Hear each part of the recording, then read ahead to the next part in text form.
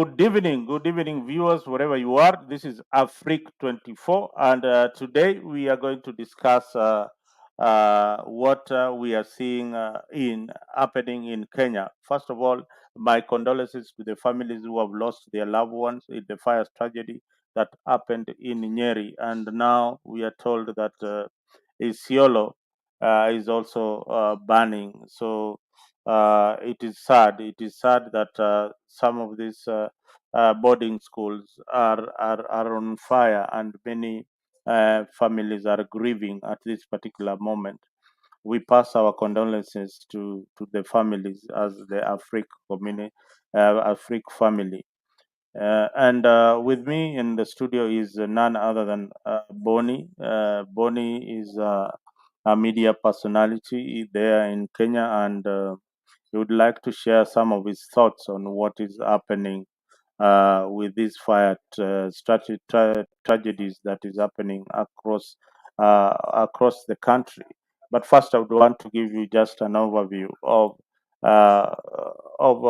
the tragedies.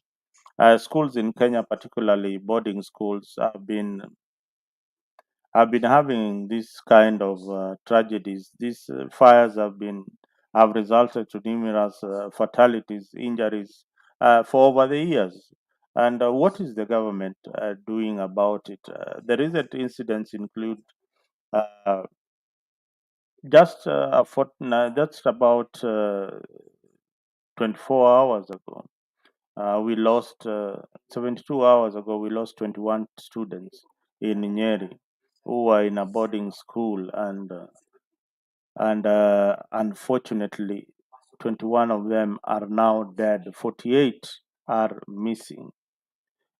The government has been urged to enforce safety regulations in most of the schools, but I can tell you 90% or 95% of the schools in Kenya have got no safety measures or drills for students to perform every other month or every other or annually, maybe to have like 10 drills just to remind them in case of a tragedy. This is how we need to respond as we wait for the firefighters, or it is an ambush. Maybe there is somebody who has come up, some people with weapons who have invaded the schools. These schools do not have uh, people that trained or teachers trained to manage such things. So it is high time.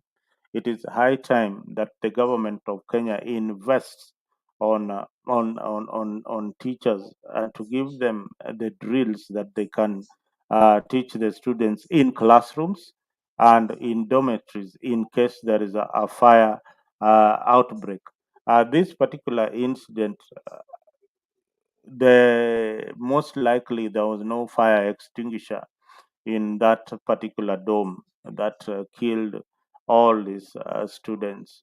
Now, with me is Bonnie here to discuss the issue. I know he's back in the country, and he will tell us more of what is heard on the media, or just people speculating on what the issues are around these boarding schools. Boni, karibu. Asante mzalendo. Concerning the situation that we are facing in the country about the death of the kids in Nyeri County, this is something that has really shocked a lot of people in the country, Kenya, because the big question is, how did this happen? How did this happen? And yet, this is just a small school whereby the kids who are there are kids below 10, even 13. So who was the person who was in charge of these kids?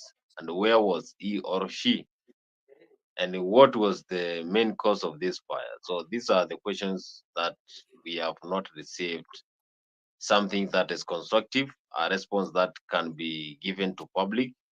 So we are still waiting to get confirmation on what led to cause of this fire, Mhm. and people are really condemning the issues of these fires in the country. We have seen Nyeri, and I would say that was a natural disaster, something that affected the whole country, because as a parent, you cannot just imagine waking up and going to school and you hear that your kid has been burnt into ashes. I think this is something that has really shocked a lot of people, and parents are still shocked. Parents in Nyeri who missed their kids are still looking for the kid. So we hope that things will go on well, but it is a sad situation in the country. So we need to get a clarification from the government on what really happened, and we need to get those answers, because it is sad for a parent to just hear that the child has just died in a fire tragedy in school, that is not even at home. So it is sad. It is really sad.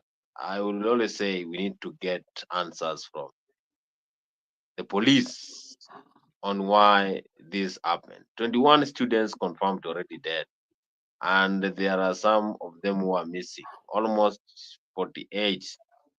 So where are they? That is the question. Anyway, thank you, Zalendo, and we welcome everyone to Afrique 24. This is your 24-hour channel, and we are going to discuss more about this fire, tragedy, politics. Yeah, a lot of things we are going to discuss in this show. Thank you. Thank you very much, Banaboni. And this story has been even been covered in CNN. It has gone round, and the dormitory in this particular institution, it's devastating. It's devastating that the school's name is Hillside Address Academy in Nyeri County. Now, Hillside Address Academy in Nyeri County uh, has got students. I understand that these are very young students. Yeah, the information that I'm gathering is that uh, the students in that particular school are 824 students. 402 are boys and 422 are girls were enrolled in the school, and it added another 156 56. So, and 166 girls were boarders, while the rest were day scholars. So it is a boarding school and a day school at the same time. Um, the deputy president in a presser said that 70 children are still unaccounted for.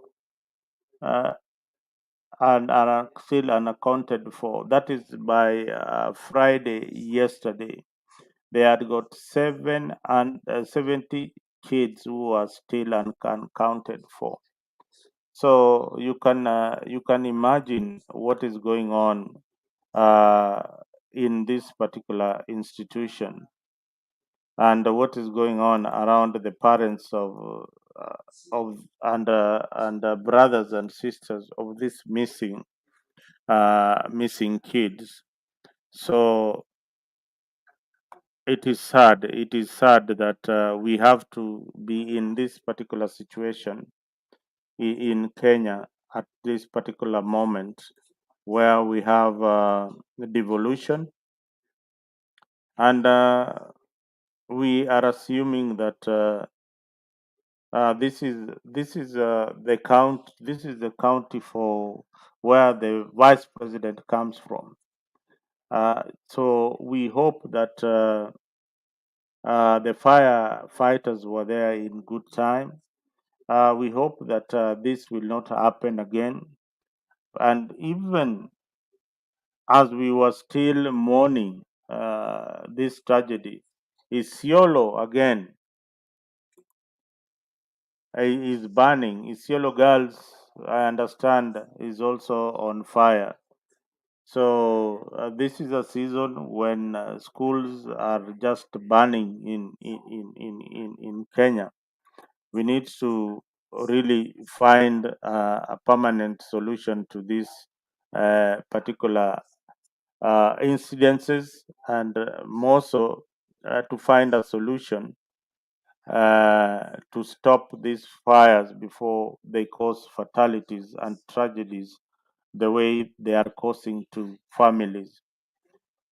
So here in Africa, we will keep you informed on any measures that the government is taking.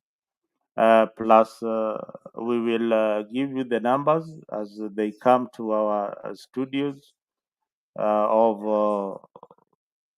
the missing students. But one thing that we need to discuss is that Bonnie is are these boarding schools for you to take your 3 or 4 year old as a parent to a boarding school? What are you thinking about as a parent? Kwa nini unapeleka mtoto wa miaka 4 boarding? Aupendi hao watoto ama ni kazi? What is it? What goes on in the parent who takes their children to a boarding school at the age of 4 years? Mtu hata ajui kujiosha, ajui kuvaa panty and all that. Why? I think I will not try to lean on one side of this situation because every parent always loves the kid. It is a dream of every person. For example, human being, to be specific with ladies, it is always a proud when you get a kid. But now, when it comes to making this kid just become a human being to grow, it is always tough. Considering now we have a lot of things to do, we have jobs, we have to make sure that everything is in the right order. So, what I can say is that I will not try to complain to the parents, but at times these young kids they always need that special attention and care. So the parents who really took their kids to the boarding school are really suffering because they don't know where are their kids. Others lost their kids. So it is a sad situation. And what I can say is that parents are always keen about taking care of their kids. But now, when you take that responsibility to school, then it is the mandate of the teacher to make sure that the kid is in safe zone always, even if it is a boarding or a daytime. So the only person we can complain here is the head teacher or the principal of that school and the management. How did this happen? Were there no a watchman? There was no someone to take care of the kids, and yet So, why did but they if allow? there was a watchman, what would the watchman do in case of a fire tragedy Of like course, you this one? can set alarm. The kids will hear and they will just escape. Set So an the alarm alarm because needs to go off in case there is a fire. Hmm? because And I think hmm? before the fire spread, then if there was someone who was awake, then he could have said a signal. And Hmm. does it mean that we don't have neighbors in that school? Hmm? I think this is something that needs to be taken with a serious because when you have kids around, you always make sure that you can take care of them Hmm. because How can you have someone who is even 9 years old and they don't have someone to take care of? Where was the matron? Does it mean that they didn't have a matron or someone who is a caretaker? That is the question that you're asking. And this is the only way we can get a solution to this. Who was in charge of the kids by 3 a.m. when we had fire in the school? Because I tend to believe that the parents are now fuming. You cannot just wake up and hear that your kid has just been burned down by fire. Where Hmm. was the teacher? How is the management? I think there is always a problem from the top management in that school because that is a very serious. Who is the minister? Who is the current minister for education in Kenya? The legacy deputy there, Mangomba. Ma, Is it you know Mangomba? is yeah, Bonnie. You seem to be not knowing the minister for education. Is it Magomba or Magomba? What is his name? Name that is his name. That is his name. That is his name. Oh, Legacy. oh, has he come to answer questions in the media? Have you He seen has him not on? responded. Even the Yes. Inspector General of Police, Masengeli, just said Hmm. that the investigation are ongoing. So they have not communicated to the public at this particular time. It is 72 hours. The We only have person, seen. Hmm? the only person who communicated is William Ruto, the President of the Republic of Kenya, and he said that we have That is 3 days to that mourn the that is kids. his duty, but he has assigned the CS for education. He has got a minister for internal security Yeah, and who is Kinduki, this? Kindiki responded. Actually, he was there. He went there, Kindiki. Oh, Kindiki responded to the situation. Are you aware whether these families are getting any kind of counseling from government, from the doctors, free counseling? Because this is something that will traumatize many of these family members for a very long time. Is there Yeah, anything like that? this is something that will always be there. You know, the same situation that happened in the year 2015 at Garissa University. Sorry. I think this is Mm. the same situation. So I have not heard someone who is trying to console the parents who lost their kids.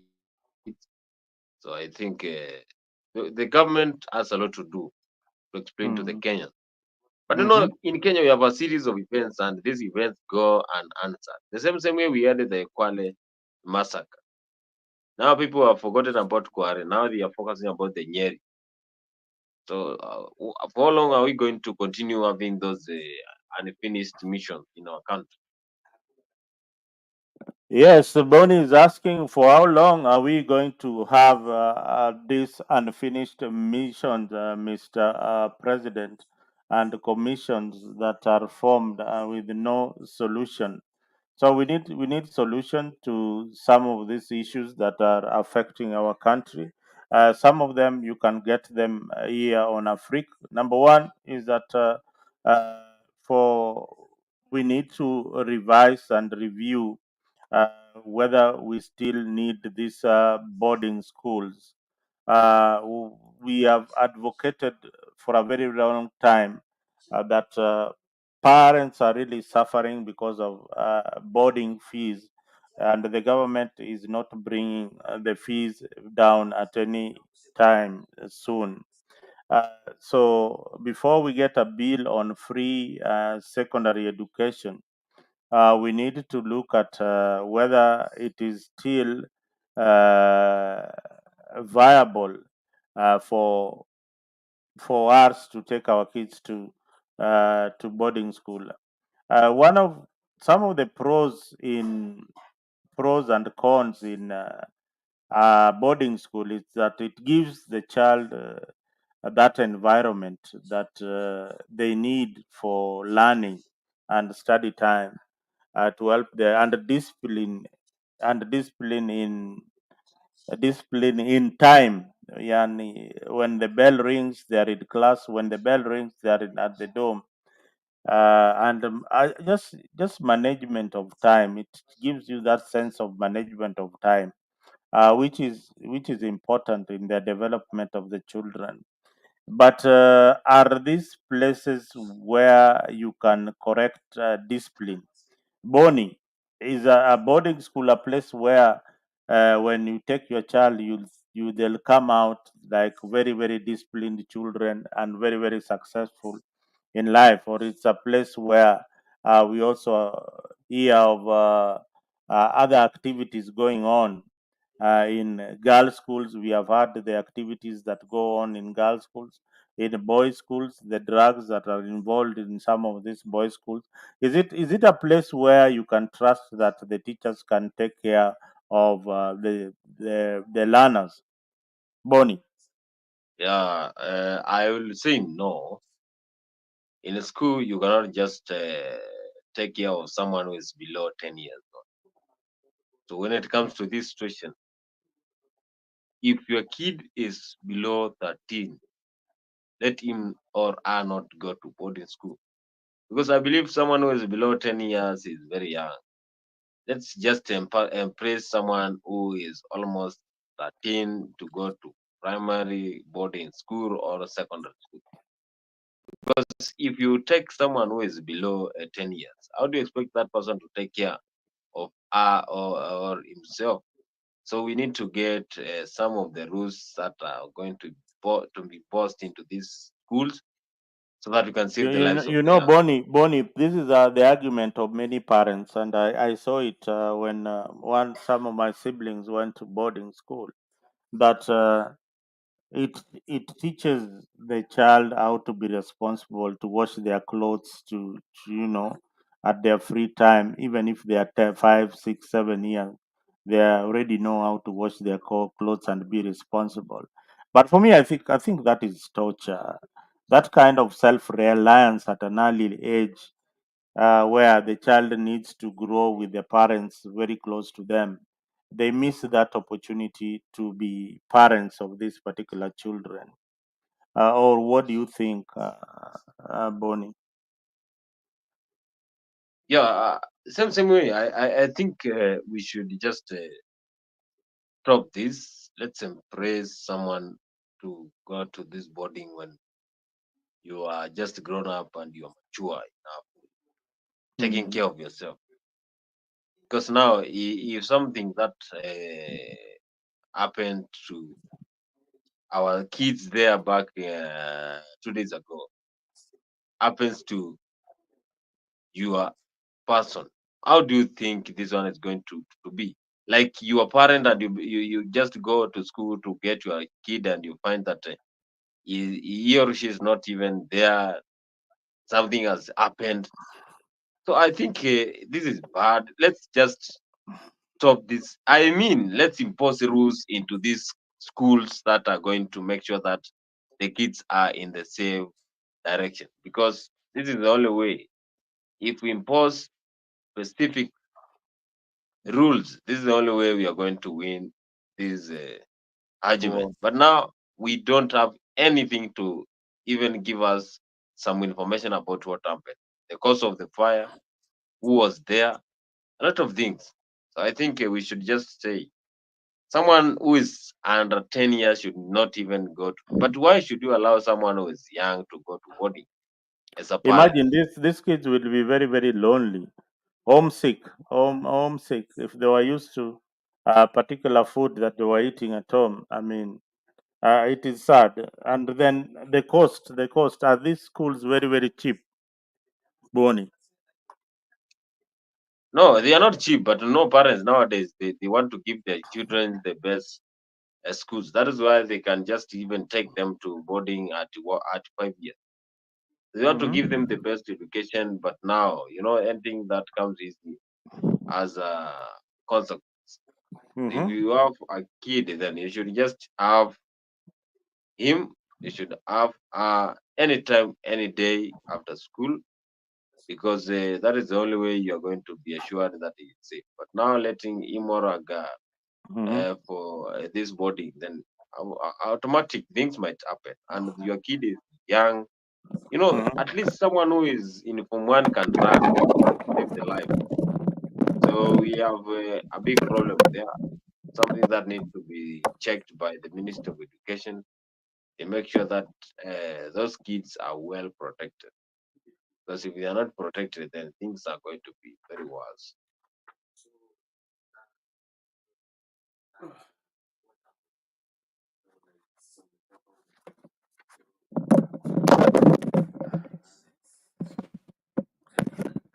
Hello. So, Bonnie, Hello, you are man. saying, hello. Yeah, nakusikia. What do you mean, boss? Uh, I'm gonna, I mean, mhm. we should just impose strict laws to these academies and public and private schools. What do you say? What do you mean by strict rules? Hmm? Number one, we check on the management, we check on security, we check on various areas. If the kids were aware, does it mean that there was no fire zone in that school? If if you have a kid and then they see a fire zone, if anything that concerns fire comes out, those kids will just run to that place. So it means that the space in their school doesn't have a fire zone. That is why the children suffered trying to escape fire, but they had no option. Something that Mhm. has really struck our country. So, what you are talking about is a safety measure. Hmm? Kenyan government and other stakeholders, in fact, the private sector in some of these counties, need to step in and donate fire equipment because one, I think the budget of the counties are very very limited, or the government is limited in terms of budget.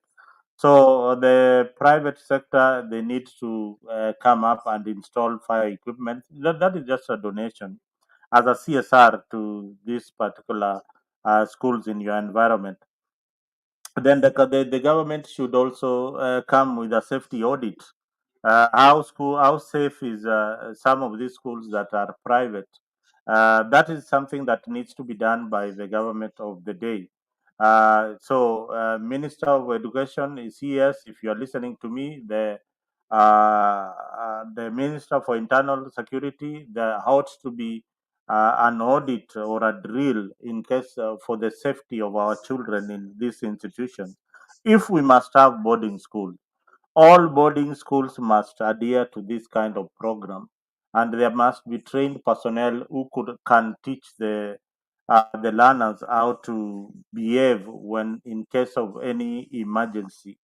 And the installations of the fire equipment should be done in almost each and every school, in almost each and every corridor and corner, and each and every classroom should have a fire extinguisher. Each and every dome should have a fire extinguisher. This is something that can be done.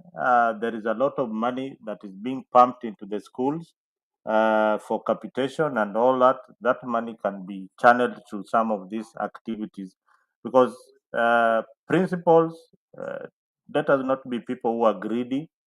Let us look at the safety environment for our children, and if you are opening a private school, please do a safety audit and be satisfied by the government of the Republic of Kenya that this school is compliant.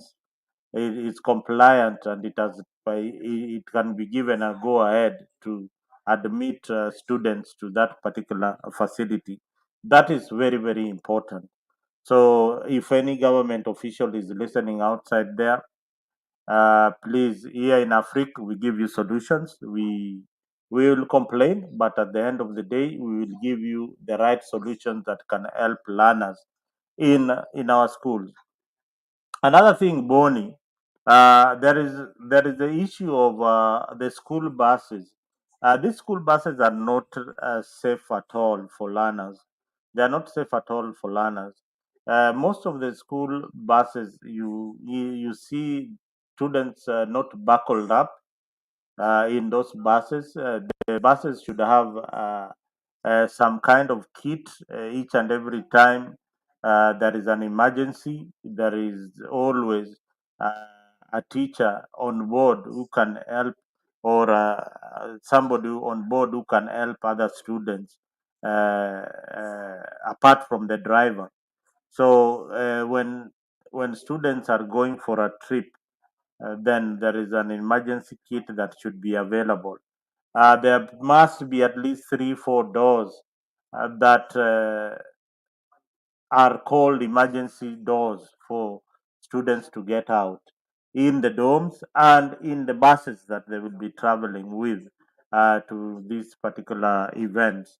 So these things, if they are done, they might sound that unnecessary, but they save life. Some of these things save life. So please, parents out there, make sure that whatever we are telling you here on Africa, you try and emphasize or look for schools that have got fire extinguishers. They have got clean. They have got clean water, a clean environment for your children to study, and adequate space in the dorms.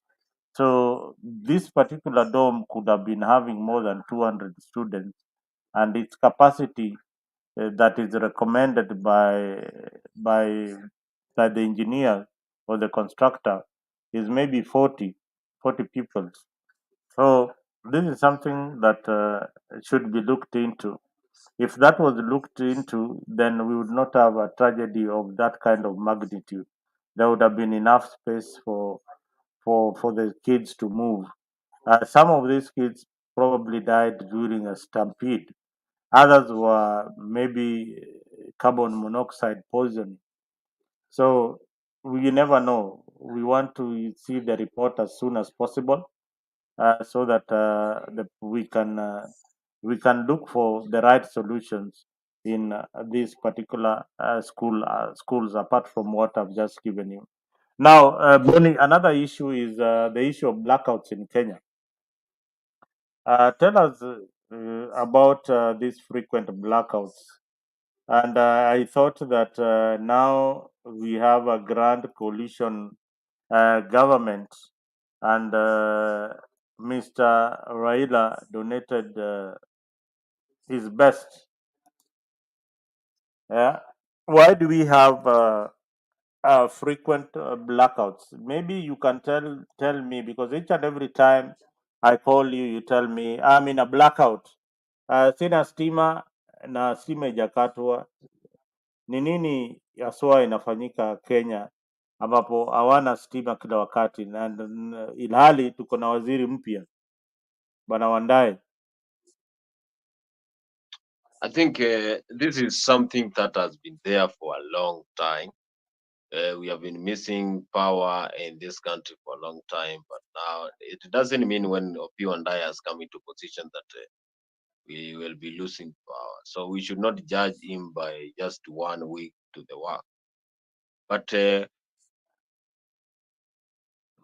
Opiyo and I went to the main center where power is distributed all over the country, and he promised Kenyans that he has engaged with the stakeholders and those who are involved in power production in the country, and gave a reason why we had a blackout on Friday and Saturday. So that is on Thursday, Saturday. That is on Thursday, Friday, and Saturday, saying that those were just due to interruption of Suswa, which is the main source of power in the country. And when it comes to blackout, personally, I will speak on my experience that anytime we cannot just have a power supply for even 1 week. We should always get those blackouts any day, any time. So mostly in the morning and in the evening, they are just not giving the power. So I might see there is someone who is interfering with the power during the night time. Maybe he has his own plans, because how do you miss power even for 9 hours? And yet we have business that depends on power. So I think one day those are the kind of leaders who really wanted to be the government. Yeah, there. Let us see what they wanted to work. Let us see their manifesto now in real of the reaction. We want to see how they are working for the country. Kenya. Yeah. Now, these blackouts, they don't just affect you who is at home. They affect also schools in that particular environment. They will affect the industries. For the country to have production and the economy to grow, we must use power. It is high time that we look for alternative energy. We can look for nuclear energy development in Kenya as a source of alternative power away from the dams that we depend on. Because one, I can assure you that with the environmental changes in Kenya, for instance, or in around the world, there will not be sufficient water to continue depending on these dams for our electricity. We need to look for other sources of power, especially develop nuclear energy as a source of power in uh, in our country. I can see Gypsy Corner. Gypsy, I hope you're having a nice weekend. We tumepokea salamu, asante sana. We are discussing about the tragedy that happened in the schools and why we still need some of these boarding schools. I hope you are not going to take your children who are 4 years in a boarding school, 3 and 4 years in a boarding school, in order for them to be taught how to wash their clothes. You, as a parent, can do that very well at home. If you are teaching your children, taking your children to boarding school to learn how to clean themselves, then it means that you have failed as a parent. Schools are not daycare facilities where you could dump your children there for the teachers to take care of them, but it should have been a safety environment for all these other learners.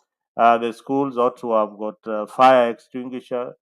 The students needed to have done a lot of drills in case of fire.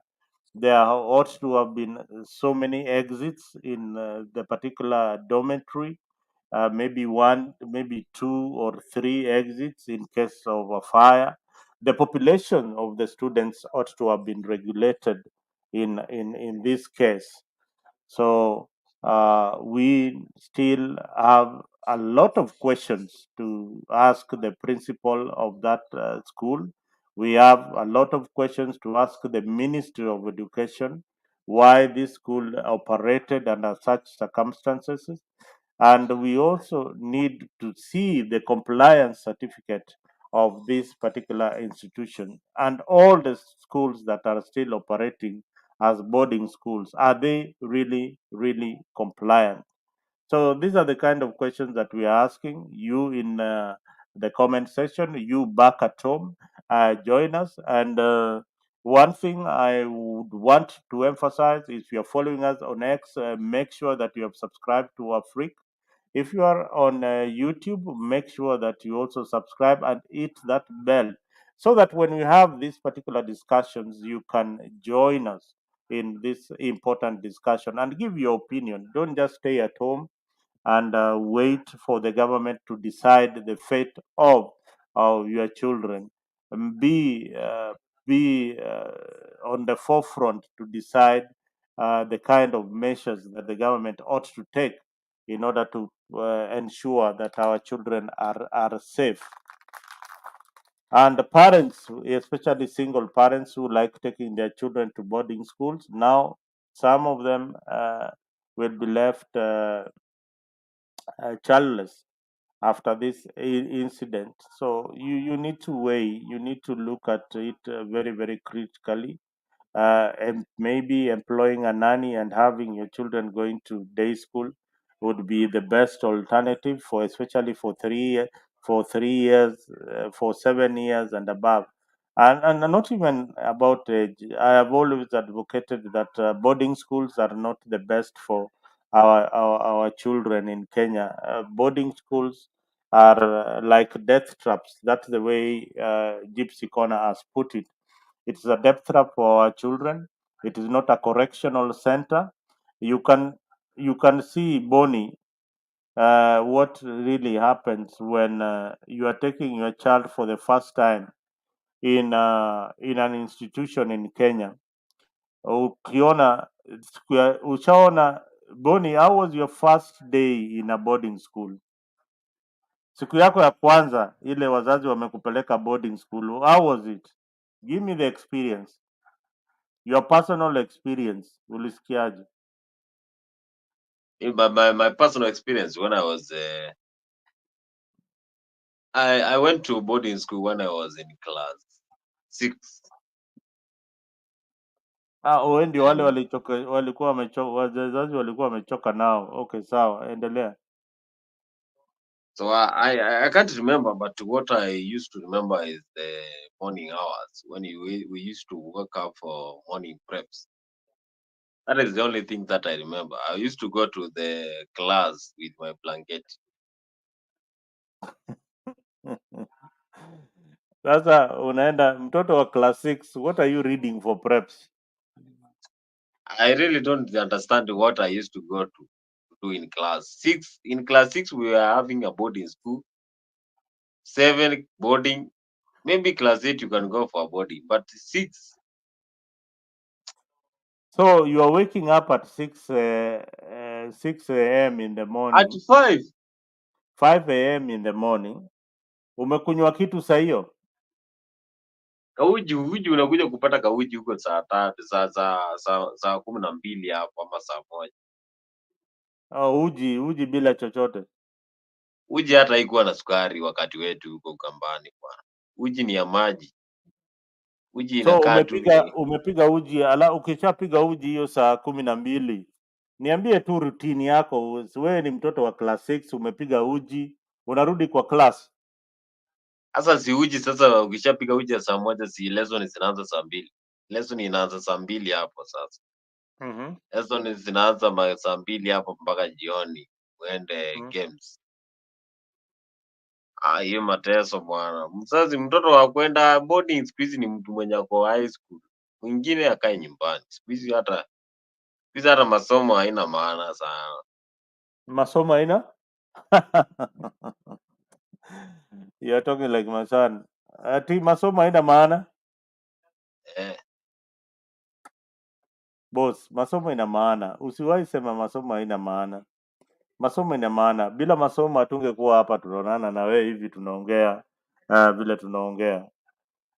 It took somebody to go to school to create this app so that we can be able to talk, me in Virginia and you in Kenya. So that is how education helps a lot. So tungekuwa sisi wote hatuna masomo, tumekaa tu hatujaenda skuli, unafikiri ulimwengu ungekuwa namna gani? One thing I but know anyway, is that we one are thing. changing all. The education Hmm? that we used to get those days, it is totally different from nowadays. We used to go to school because of it. For now, we have curriculum based, which is totally different from what people used to go to learn in school. So I think masomo siku hizi iko na maana. I know education has a lot of importance, but now the main reason is, why do you go to school? People have several reasons why they go to school. Okay, sasa hebu niambie, wewe ulienda shule kufanya nini? Ulienda yani wewe, according to wewe, hebu niambie. wewe, uh, because this topic, young people like you always pop it out that education is not important. Uh, Yeah, I went to school to get knowledge. That is all what I can say. so you got the knowledge. Yeah. Mm-hmm. And then. But at the end of the day, that knowledge that you get, education is lifetime investment.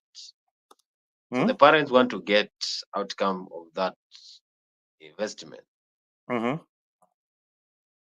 They want to Nowadays, get what hey, this is a good they topic. need to get What wanataka kufanya nini?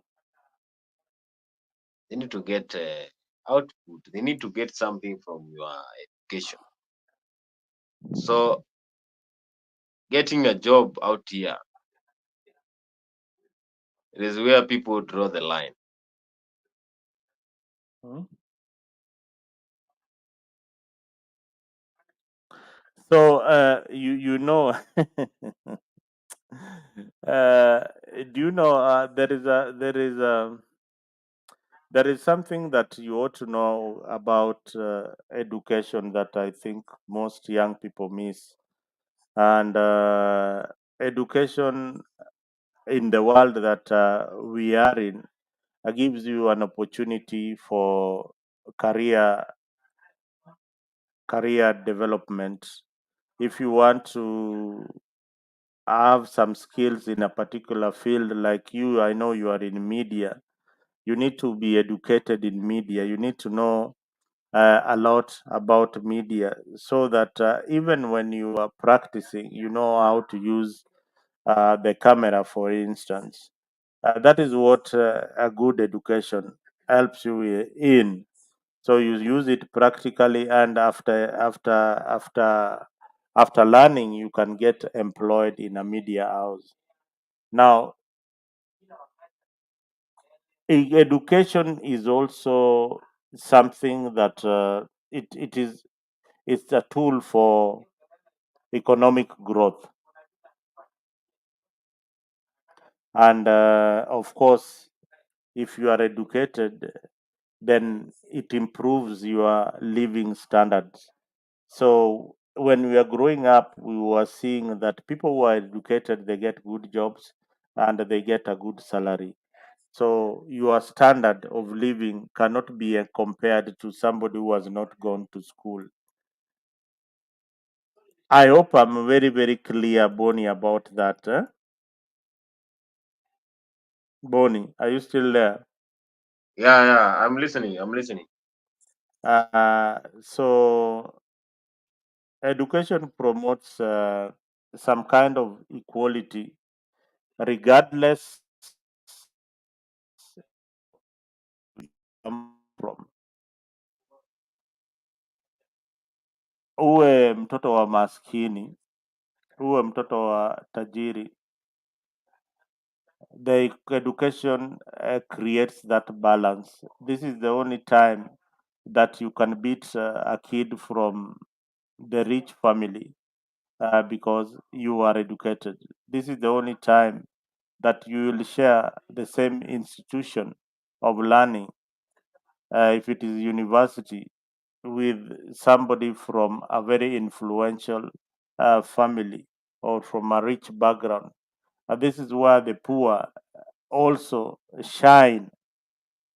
This is the only place where they shine and see and they outsmart the rich kids who are with them in the same class.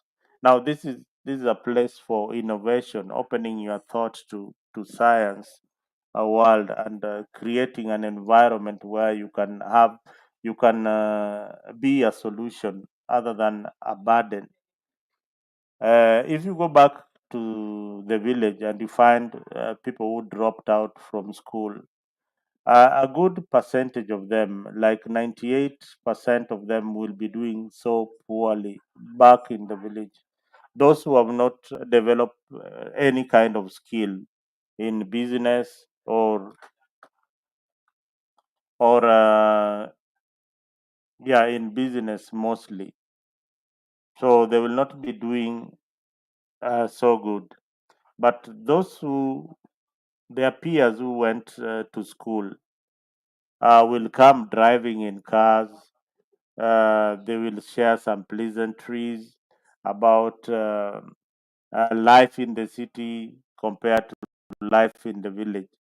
So, ukiona, if you grew up in the village and you saw somebody who is coming from the city and is your sibling and they are driving, You feel that this you already feel that the inferiority complex, that this person is really above me in terms of everything. He has got a good life, he has got good clothes, he has got a good watch, he has got a good car, he has got a good family. So that is what education in our society is all about. So education is important, Mr. Boni, unless you have got a different opinion. So No, next I time, know education is important because it don't will say you teach don't you see to. why education is important. Education opens your brain. You start thinking, and like somebody, you've been told, like, think like somebody who went to school. Don't think like somebody who has never been to a learning institution. So that is what education does to you. And of course, diversity. When you are educated, you meet other people from other communities, and you interact a lot. If you have the opportunity to fly out of the country and have your education abroad, India, Europe, and America, then it also comes with other challenges too. But education is power, and education changes society. Yeah, so those are the standards about education. So it is important, but that was not the topic for today. The topic for today is how we are going to deal with Wandai and the power outrages that are happening in Kenya. You told me that he was at the power grid, and they said there was some technical issues which they have resolved right now. I believe you have power right now, yeah? Uko kwa stima sahi. Lakini inapotea vile inataka huko. So isipotee kabla tumalize show. Tuko na baada ya dakika kama 10 hivi tumalize hii show ya 1 hour.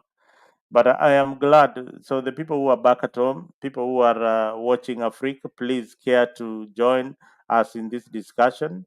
We are going to move to a pet topic for Bonnie. He loves sports so much. Maybe you can tell us what is happening in the sports fraternity. I saw you earlier on with this banner wrapped around your neck. So who is Samuel Wino Kempes?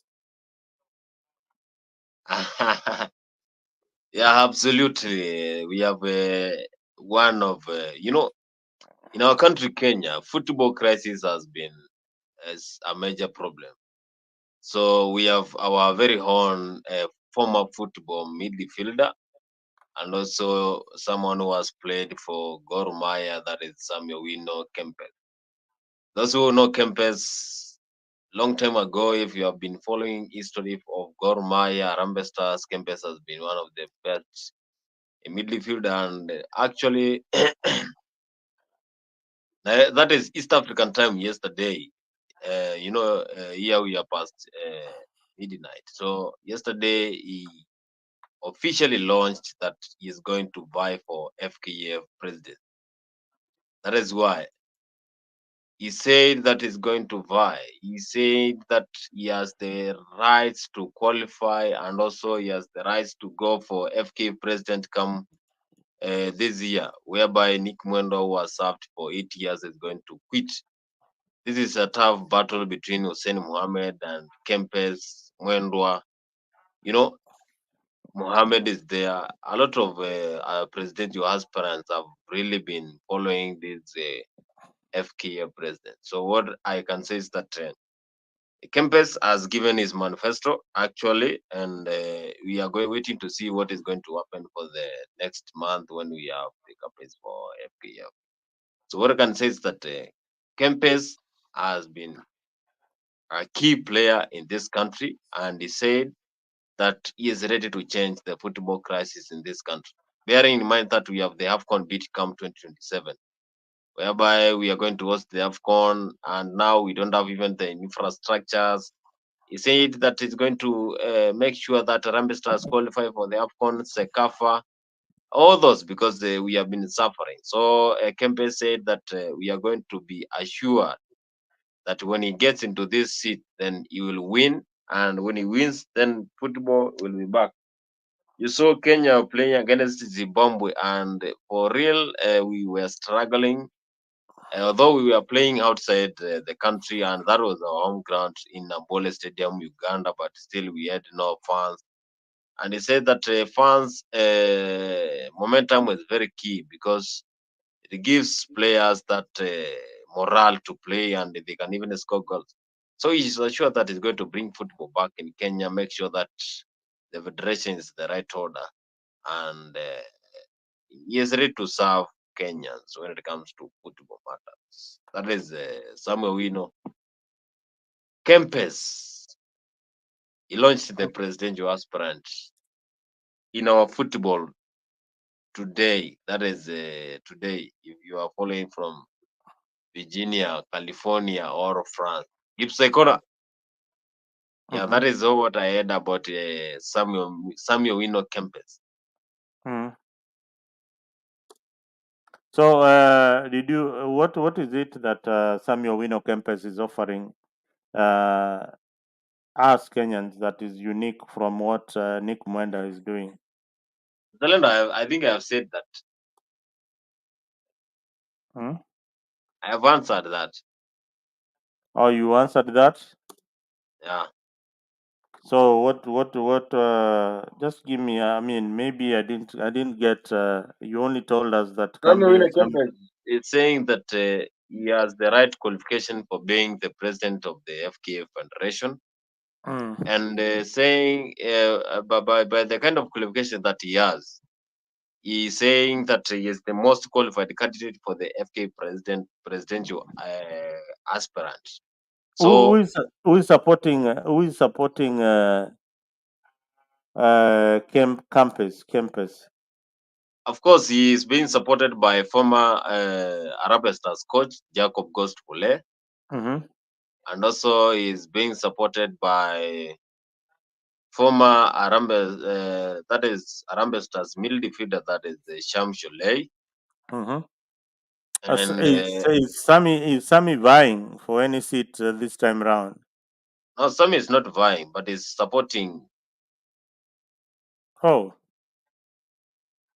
Yeah, yeah, is oh, supporting that would be and Mohammed. This other guy was called Mohamedu Hussein Mohammed. Hussein Mohammed. That guy. I always say that he should be the FKF president. Why? Now let me teach you a bit of football. Now you've come to where why um, between between Hussein Mohammed and Sami. Hussein Mohammed, number one. Hussein Mohammed has had an history of arranging the most successful tournament in Kenya. Did you remember the Super 8? Yeah, I remember. I remember. Yeah, so Hussein was behind the Super 8 and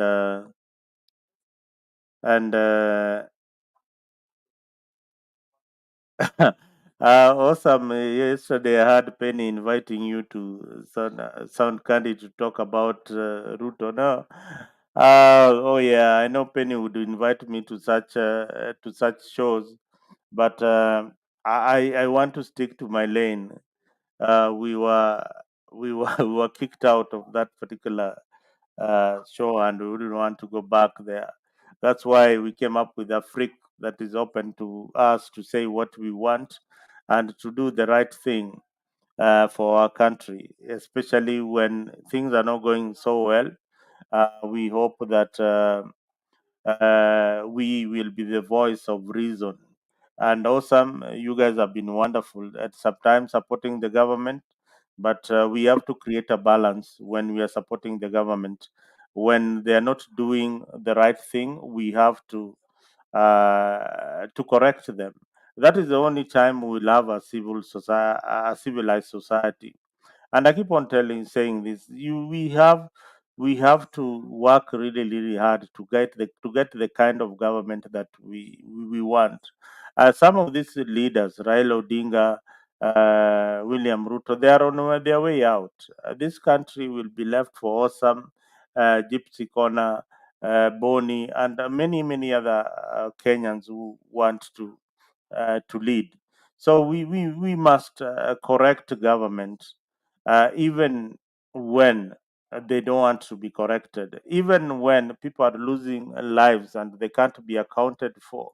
We must tell them that this should not, uh, and this should not do not happen.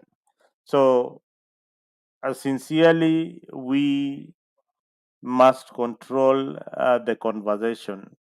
So I know Bonnie is very, very tired. He's almost drifting to sleep on my studio. Bonnie, if you can last for a few more minutes before you start closing your eyes and yawning like a hippo in my studio, I will allow you to say a few words before we wind up this particular 1 hour of discussion. And one thing that that Awesome introduced here that I would like you to comment about is Mulu Mutisia. Mulu Mutisia comes from Mukambani, and this guy was not educated, same as Njenga Karume and many others. Awesome. These are exceptionals. We they maybe form like maybe 2% of the society or 5% of the society, or people who are not very, very educated, but they have been successful in business. We have people who have dropped out of college and they have been very, very, very successful. The Bill Gates, uh, you know, they have been very, very successful. So some people are lucky, but most importantly, education is important as an equalizer. So Boni, FKF, back to FKF, mali tunapenda kabisa. You know, football is another economy altogether, and I believe Soleil, Sami Owino Kempes, has got the capacity. He runs an academy here in the US, so we hope that he's going to bring his skills to bring back football in our country. Uh, what is lacking is in our country is the love for the game. Kenyans have are really falling out of touch with their football clubs. Perhaps the only tribal thing that we need to go back to. Nataka Wakamba wakuwe na timu yao ya mpira inaitwa East. Unajua kitambo, before you were born, Boni, there was a team from Eastern. Do you know the team? No, no, no, I don't know the Mafuko, team. kuna team ilikuwa inaitwa Mafuko Bombers. Hiyo ilikuwa ina represent the Eastern region. When it came to the main league, the people from Meru, Wakamba, they felt represented. Then there was the Kikuyus had their team called Akati FC or Akati United. Akati United was basically people from Central supporting that particular team, and we had a very strong leagues then. So, and Gor Mahia, traditionally the Luo community and the Luya FC and the likes. But when the corporations came into the game, instead of Kenya Breweries starting a football club, which is a good thing, I think they should have put that money into the clubs that are struggling to run the league in the league. If they put that money in the clubs that are struggling to run in the league, then the competition would be there. We had the teams like a Reunion who could not afford to pay players because they don't have a fan base. So this big corporate organization, Safaricom should be sponsoring the league completely, entirely, They make a lot of profits. It should be mandatory that some of these corporations that are coming to operate in the country. Right now, you've sold the airport. We need to see the Qatar is part of the profits that they are getting going to CSR to help our people. So that is all I have for you this evening. Awesome. I know we have been away, so we have lost touch a bit. YouTube ilikuwa imetufanyia ile visanga, so we could not be on air, but I'm glad we were able to resolve some of it, and we can now go back on air as we used to.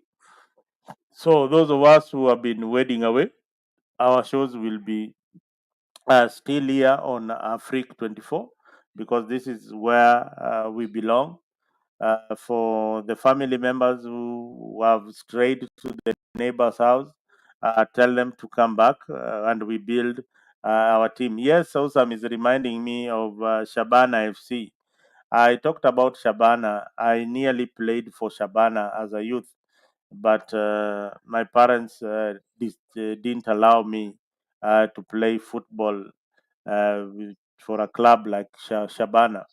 So I ended up in Steamer, which I didn't even play for a minute. So football is something that will change the lives of so many. You have seen what this guy from Senegal, Sadio Mane, is doing in his village with football. We have seen the likes of Messi. We have seen Cristiano Ronaldo. These are big earners. This is another economy altogether. The money Cristiano Ronaldo is earning can run the Kenyan economy. Pesa ya Messi can run the Kenyan economy. Do you know that, Mr. Boni? Boni, your Yeah, last yeah. word. Your last word, because I see that you are drifting to sleep right now. I'm not sleeping. But anyway, we thank our loyal followers. Our son Gibbs Corner, who have been consistent with attending our shows. Yeah, that is all what I can say. Thank you, and we continue subscribing and sharing our content here. Yeah, we have a long way to go, and of course, we are back in full force. Oh, awesome. Good year can never, never, never, ever. I can route for her. She can wait away for some time, but she will always be here. She was here earlier. She's here before. Why am I calling her she? Mbona tunaitaga good year she? I don't know. In my own world, I know a good year, but from the conversation I have with Awesome and I have with Good year, this conversation I can put my money. These are all ladies. Naweza weka pesa yangu hapo niseme Awesome, she's a beautiful lady somewhere there. And Gypsy Corner pia I can put, naweza weka pesa niseme these are very kind people who have been supporting Africa. We thank you so much for being part of the family. And sometimes we need you have a topic that you want us to discuss, please feel free kutuambia and the kind of topics that you'd like us to discuss, and the kind of topics that are trending wherever you are. Sometimes we might miss the point, but we want you to be here to tell us, yes, you guys, today I want you guys to uh, to talk.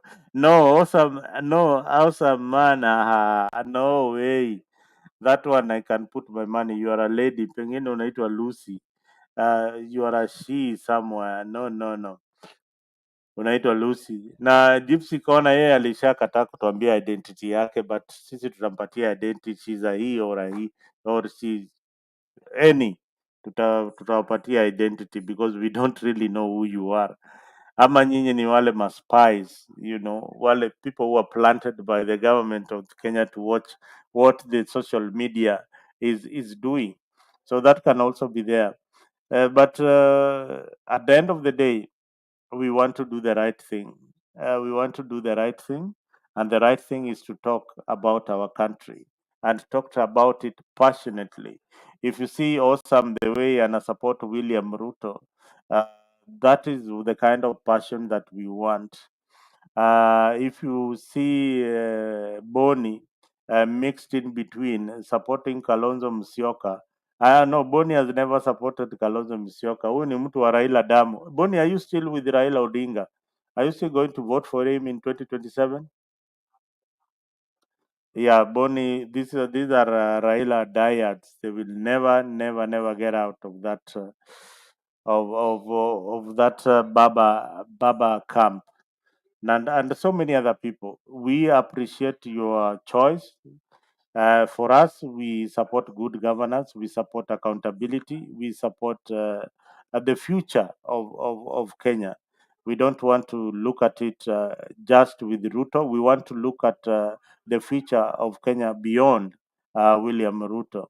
We want a situation where awesome your children will walk freely, will have a free secondary education in the country they love. Most of us are scattered out in the world, wondering when we are ever going to go back to our country, Kenya. Kenya is a beautiful place. Let me tell you, there's nowhere better than home.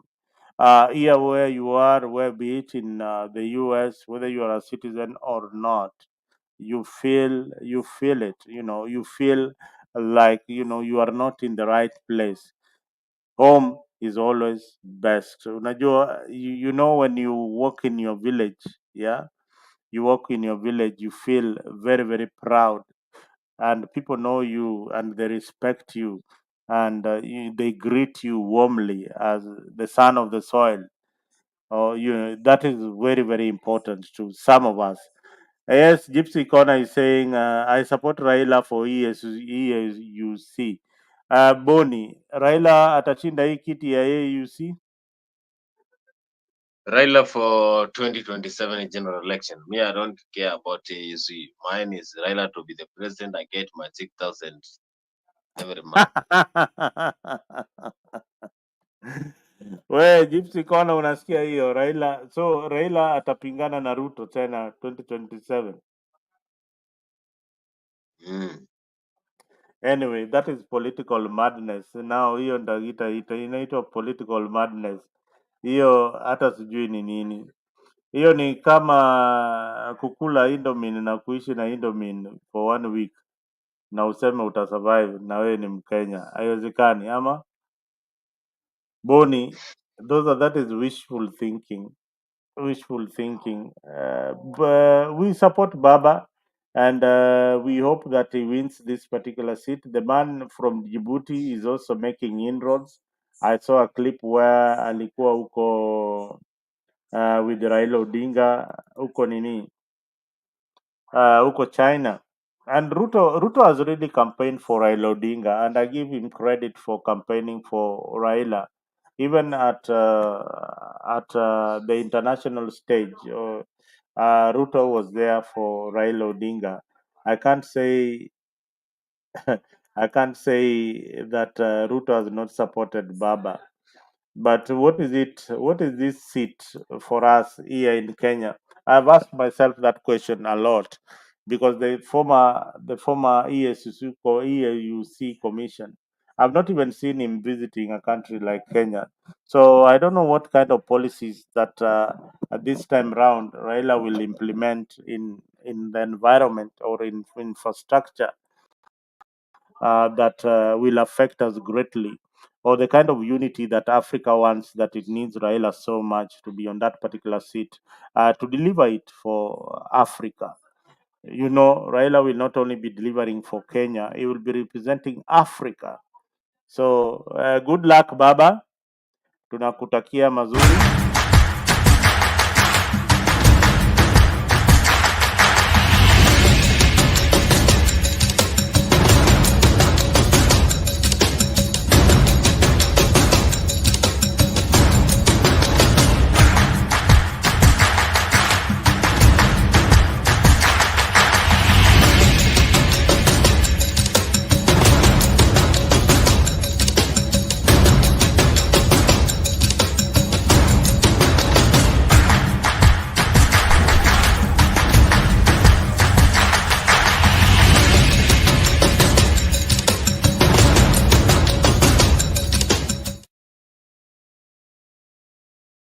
Well, Boni, can you tell us what is happening in the EPL league? Haujatuambia mambo ya EPL. Boni,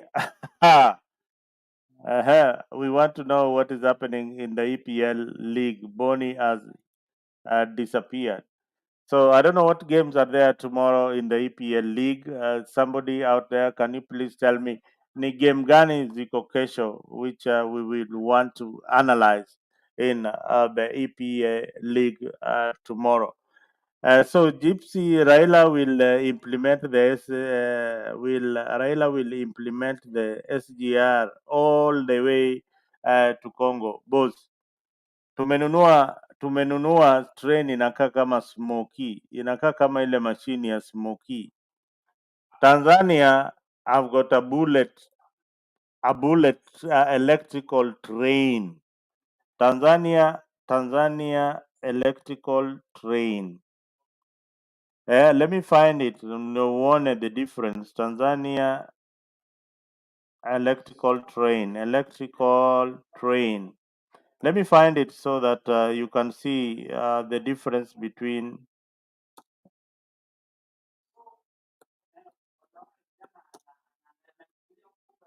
Mhm. Tanzania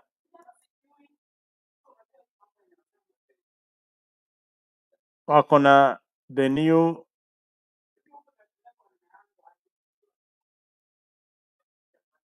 Let me try and bring it to you guys so that you can see the new train ya Tanzania. And this is where sometimes it is embarrassing to be a government official, especially at this time when we have countries like Tanzania implementing some very, very good stuff in their country.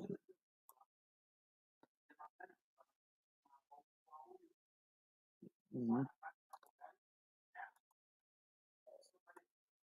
So you will see.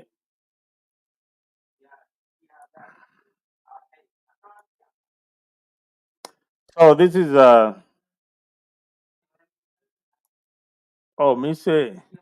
This is the Tanzania new train that already has started operating. Now we have got we in Kenya have got something very, very funny in in the name of a train, mm, a bullet train. Let me welcome my brother Mise. Hey Mise bwana, a long time. We have not seen you here. I think we have missed each other for some time, and it would be nice if we see your face. Yeah, it's nice seeing you, brother Mzalendo. Sijaweka Manze makeup. brother man. Manze nataka uanze kuweka hiyo sasa. Wewe ukiweka makeup bwana. Kuwa mpole.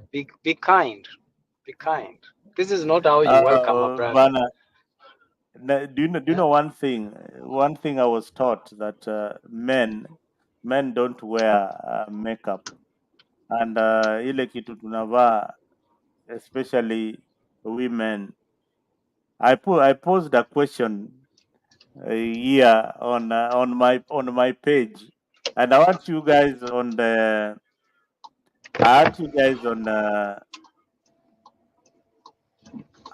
want you guys on the comment section to come to come here and tell me. Mise is here. Kuparara, you know kuparara?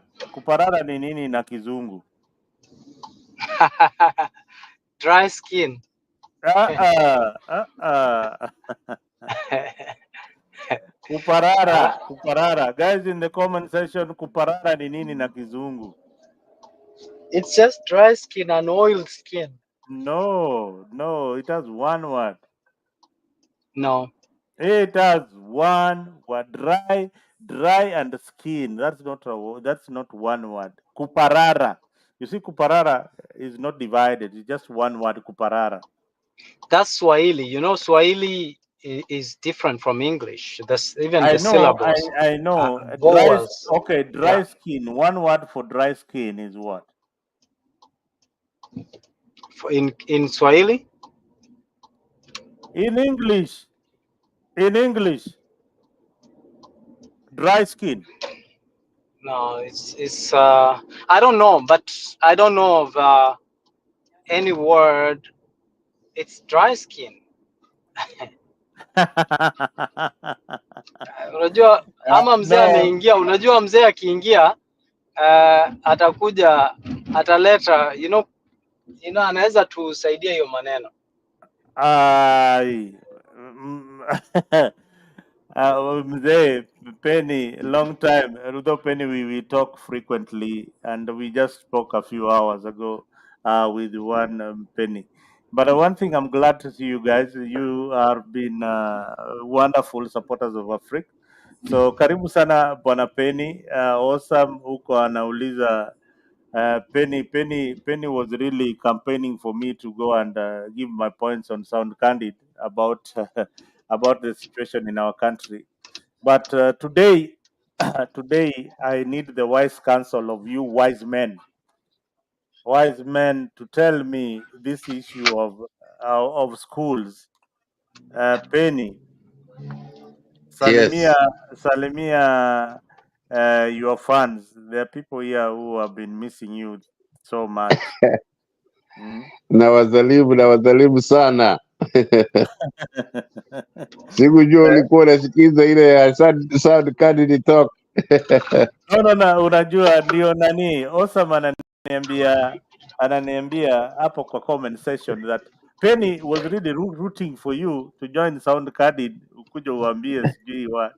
Naambia when you see Penny there, it is because he has got an issue that he wants to pass across, and it is important that we blend like that sometimes, that we wait and give our opinion, especially when we see things that we need to correct, because some of these talk shows can be really extreme to an extent that can cause anarchy or division among the Kenyan people. So we create the balance. We need to create the balance in our society, especially in our thinking.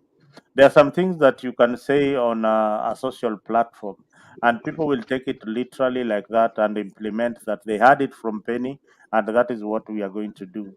So Yeah, we need yeah, to take, because Mzalendo, yeah. there are people who believe in Penny. There are people who believe in Mzalendo, and whatever that you say, it means a lot to them. So when you say something, even when you don't mean it, someone somewhere thinks that that's the gospel truth. Just the same way we have people who are delusioned about William Ruto, Raila Amolo Odinga, and other people. You can't change. It's just like me. If Barack Obama said something, I just follow it blindly, even when I think because I believe in him. I admire the guy. So therefore, as my role model, when he says something, I tend to look up to him. You know. So what you're saying is very true, and I did go to sound candid. And when I criticized William Ruto, they were surprised. They say, "But this is the guy you campaigned for. This is the person you voted for." But I said, when he's not doing the right thing, we must be bold and speak about it. We shouldn't be afraid or ashamed to criticize, to give criticism where it's due. Yeah, yeah, that's what makes the difference, because people who support Raila Odinga, even when Raila is doing the wrong thing, they still support him. People who support William Ruto, and I've seen it even in Rift Valley, there are people who come out and say, Mr. Even Wazés come out and saying, "Hey, mulikula pesa, mumekula, wakakula." You've seen that video. That is what makes the difference. We don't just support blindly. We support with our cautious, that we expect William Ruto to do the right thing. We expect Raila Odinga to do the right thing as supporters of Raila Odinga. We expect Kalonzo Musyoka to do the right thing. And when they make a mistake, we also call them out. That is what the media is supposed, and that is why you see us here in the social platform. You see Penny here. It is not in vain that we are here each and every time. You see awesome Gypsy Corner on the comment section. It is not in vain. We are trying to mold a society that we want it to look like this, not in the eyes of the politician, but in our own eyes. This is the kind of imagination that we want in a civilized society. Penny, can you say something?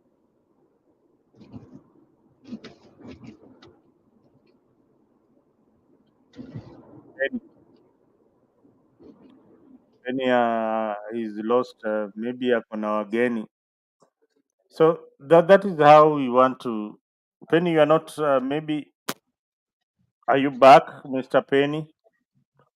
Yeah, Yes.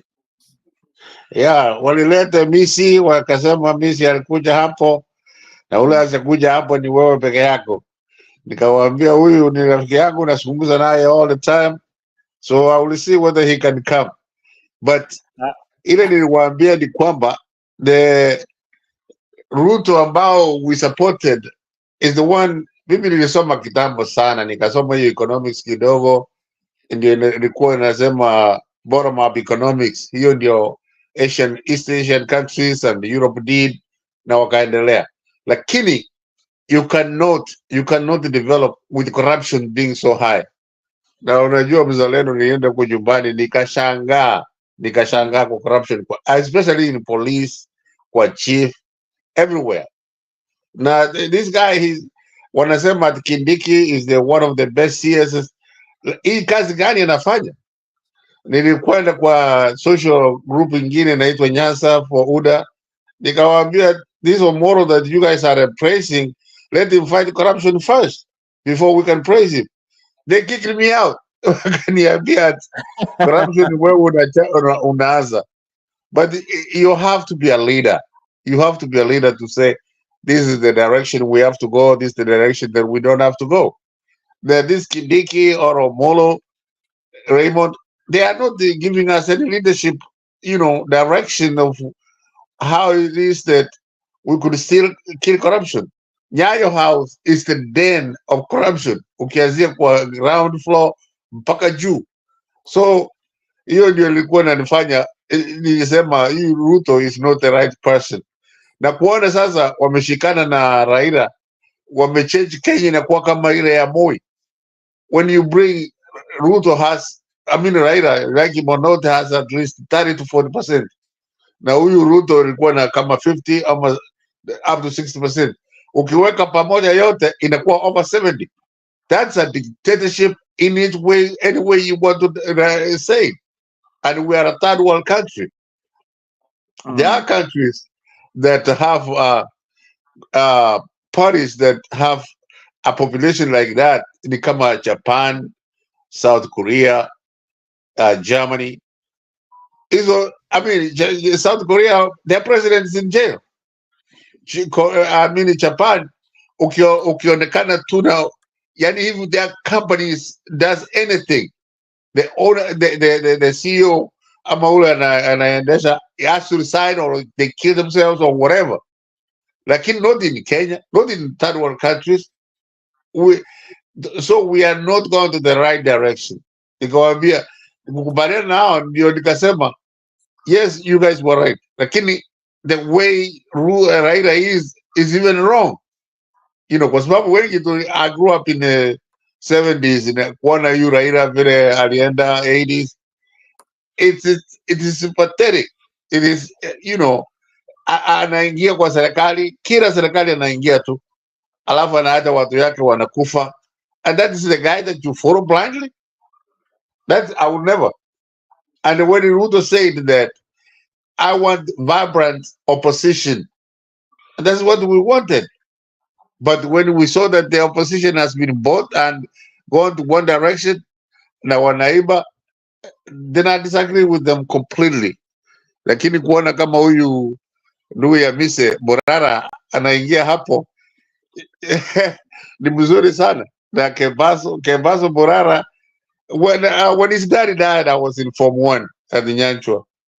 And Morara used to come and get Mark Bosire. Sijui kama Mise unamkumbuka, alikuwa mjumbe wa South Amini Wanchare. That was one of my teachers. Lakini Morara alimchukua akamweka kwa foreign affairs.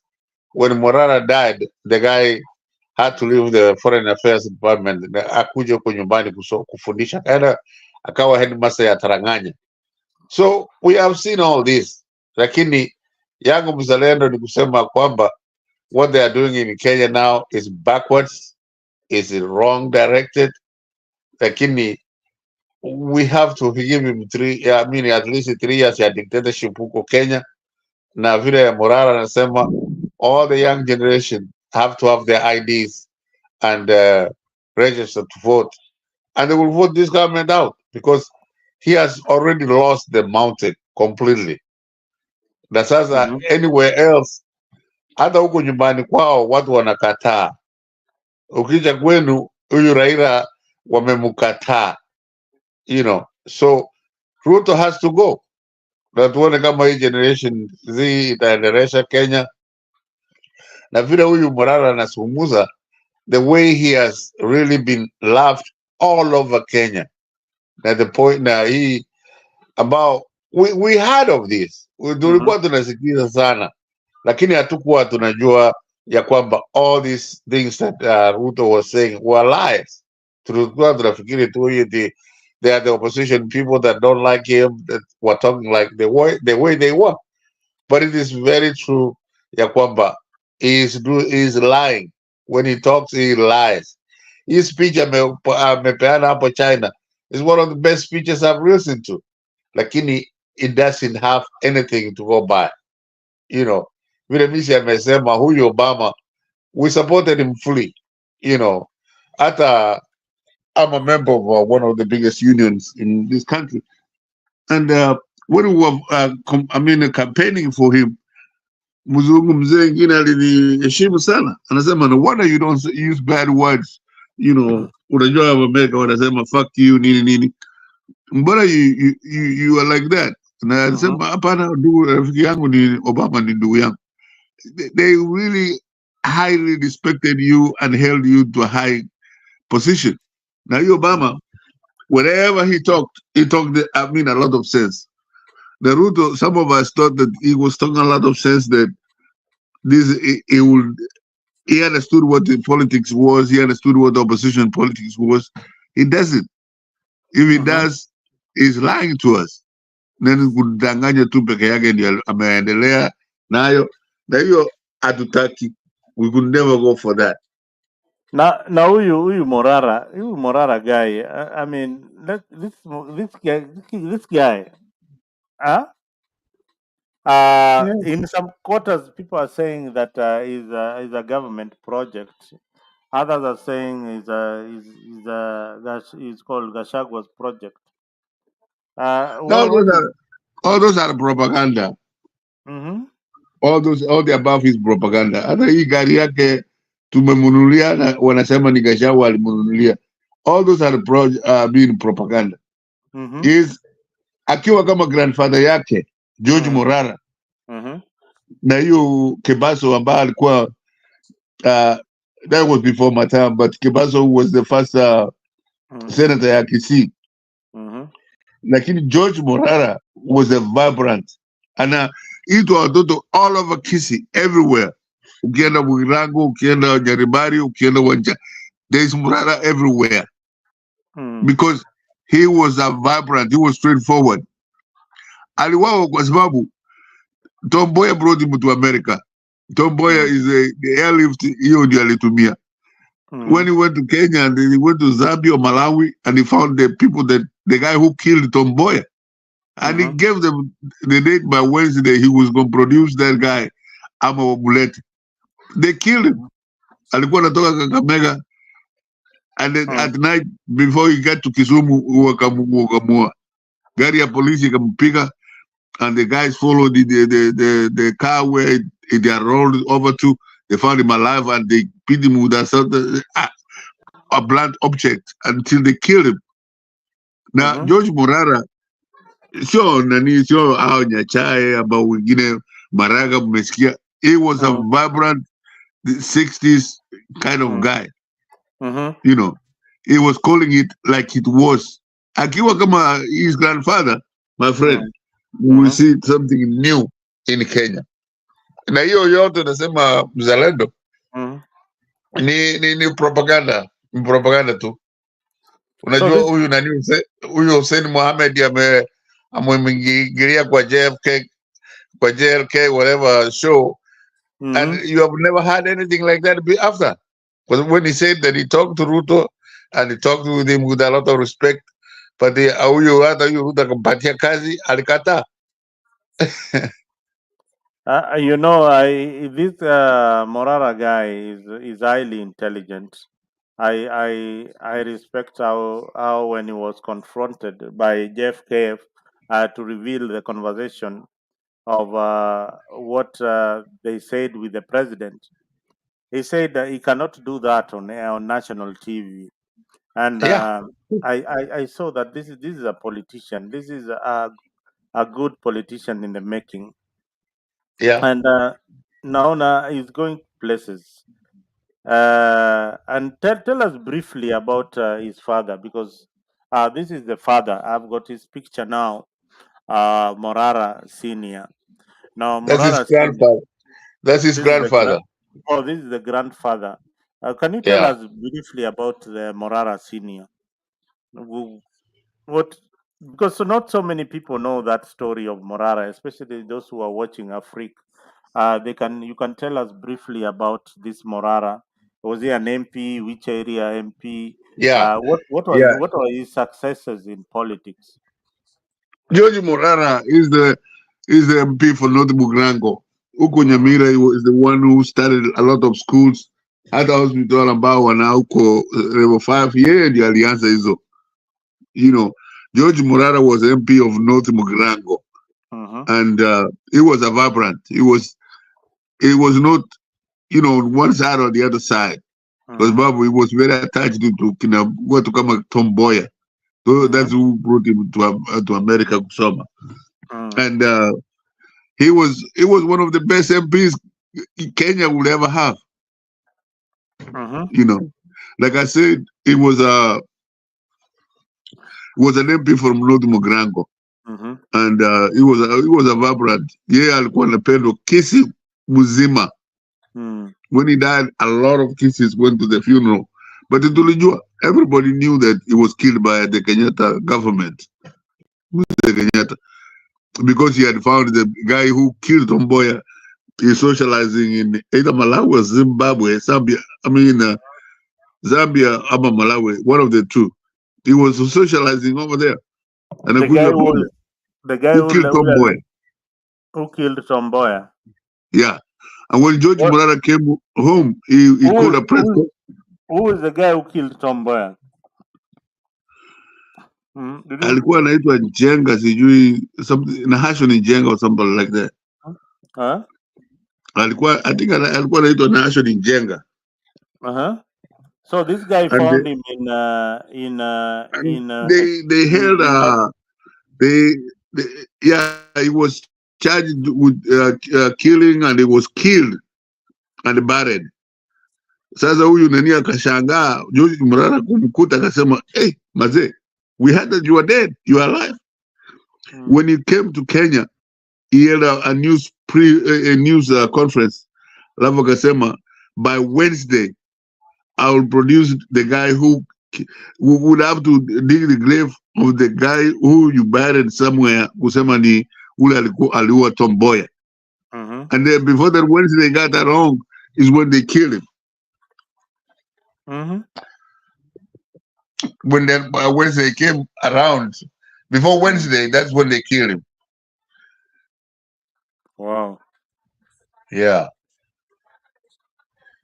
So kwakamuua kabisa, not to, and there were no riots in Kisii na nini, but you knew that no, you know, at that time nani Kenyatta alikuwa na yani ile mkono It was strong. It was strong. Alikuja hapa kwenu kufungua hospitali, hii Russian hospital. He killed a lot of people. And that's one of the disrespect I have for Raila Odinga. At least he could have had the investigation, because Kenyatta came to Kisumu with about 3 battalions of the army dressed in casual clothes. When the guys tried to throw him stones, eggs, they killed a lot of Luos. And you would never hear it come from Raila Odinga's mouth.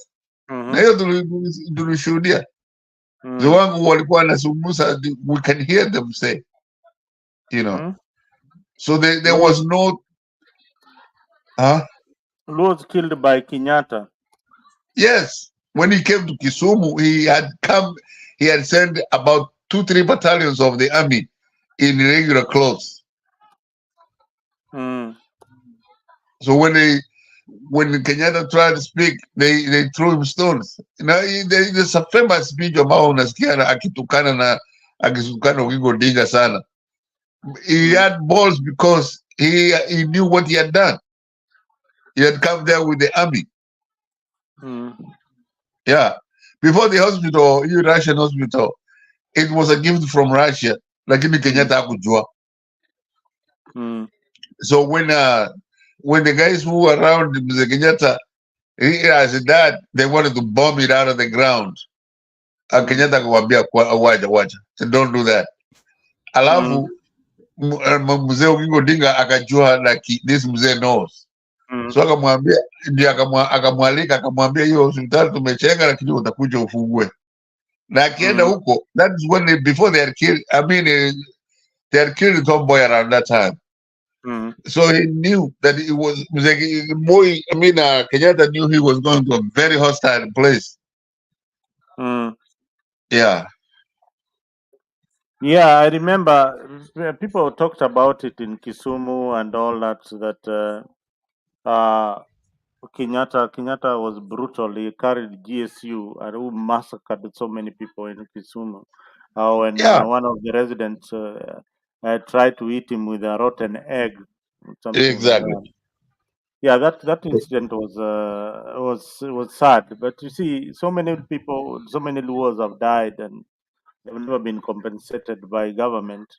That's also another thing that we, the Luo community, have lost so many gallant soldiers, young people who the leadership do not even recognize. They have never Yeah. come to recognize that we lost this kind of people. If the leadership under Raila Odinga were good enough, today we would be having a monument for Tom Mboya in Kisumu. Yeah, Exactly.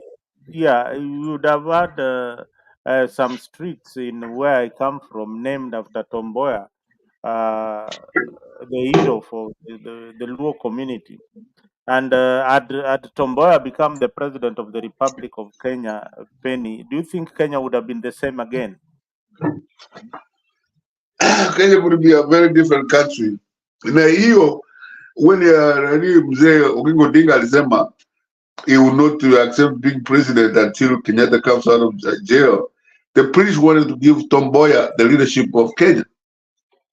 Now he went against Tom Mboya. When he was giving that speech, he was giving against Tom Mboya. Oh, he was not. So Jaramogi did not want Tom Mboya to take leadership of the country. Exactly. So he wanted Kenyatta instead to take leadership of the country. Exactly. And that is why he gave that speech that we cannot have independence unless Uhuru Kenyatta, not unless Jomo Kenyatta is released from Kapenguria. Yeah. And at that time we were young people. Some of us were privileged to have a radio. So because tunasikizaga kila kitu kinaendelea. Lakini mzalendo, what this wanasema ati Tom Mboya, Oginga Odinga alisema hiyo, and that's why Kenyatta was out of jail. No. Kenyatta was a puppet of the British, and they knew how ignorant he was against Tom Mboya. And when Mzee Oginga Odinga gave that speech and he got out, so Tom Mboya flipped on him. He came very close to the Kuyu community of, uh, Mzee Jomo Kenyatta, until he wrote the constitution ya kwamba the president is above the law. Na hiyo mzee Ringo Odinga Kenyatta alikuwa atapatia huyu ushukani Tom Mboya, because he knew how Tom Mboya, how vibrant and smart Tom Mboya was, and the people that killed Tom Mboya were the people around the mzee. And when he realized that, they went on a spree of covering up. You know, of course, they came to realize that it is true. Tom Mboya was very close to the British. He was very close to the Americans. When I said that he was even on the payroll, CIA. But he was a very smart guy, because in the 60s and the 59, somewhere there, he was giving speeches at 60 minutes. Ukitafuta wewe kama journalist, tafuta hizo 60 minutes, alikuwa ni Tom Mboya walikuwa wanamhoji, But when they realized those who killed Tom Mboya were not Kenyatta directly, were people that were around Kenyatta. Then when they came to tell him the truth, he had to cover it up. That was it. Yeah. Because they knew that Kenyatta was going to give the power to Tom Mboya. And they didn't want that. So Kenyatta was going to give the power to Tom Mboya. So who killed? So you are confusing us, Penny. So Kenyatta No. Kenyatta did not kill Tom Mboya. It was the people that were around Kenyatta. So it was the people that were around Kenyatta that killed Tom Mboya. Exactly. Now you see the story that I have heard, and maybe you've heard this story. When do you know, before Tom Mboya had wind that he's going to be assassinated, and he fled the country. Do you know that? No, I have never heard of that. No, now let me tell you, Tom Mboya had wind that his life was in danger. So he took off and was out of the country. So he was out for, I think, a month or something. Then Jaramogi then got information. Jaramogi, being friends with Kenyatta, Kenyatta persuaded him to call Tom Mboya to come back to the country, that the country is burning without Tom Mboya. They used a very deep Luo word coined, and that made Tom Mboya to come back to Kenya. And it didn't last long. He was assassinated immediately he came back. When he was going to that he was from the laundry and now going to the chemist to get some medicine. That is when he met his death. So whoever lured Tom Mboya to come back to the country, it is rumored that it is Jaramogi who called him to come back, and he met his death through that. So yes, that is part of the history that I've heard so many people talking about it. But where there is smoke, there is always fire. Now let us come back to this Morara guy, this firebrand Kisi Morara. Now I feel that this is the guy that Gen Zs need to support to be the next to be their leader. I don't know whether you feel the same way too. I find him more mature than that the other guy called Hmm? he's too mature for his age of 28. No, Yeah, he's too he's deeper mature than for his Samuel. age. Yeah, he's too mature. Compared to Kasumuel, he's too mature. Yeah, He's focused on what he wants, and yeah.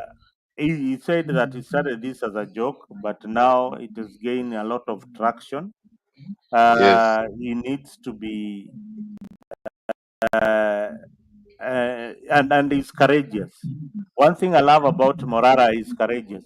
Immediately Ruto left Kisumu, he was there.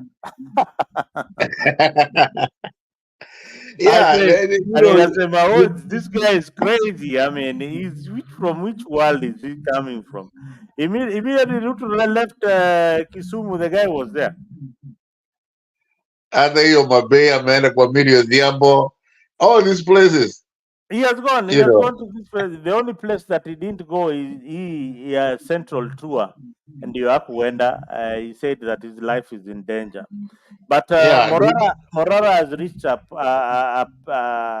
space in his political career or his life that the government can no longer kill him. Do you know that? we hope so.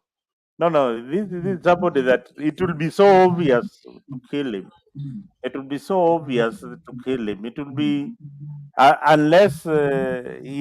unless he's executed among other people. Maybe in a plane crash, ndege imebeba abiria karibu watu 20.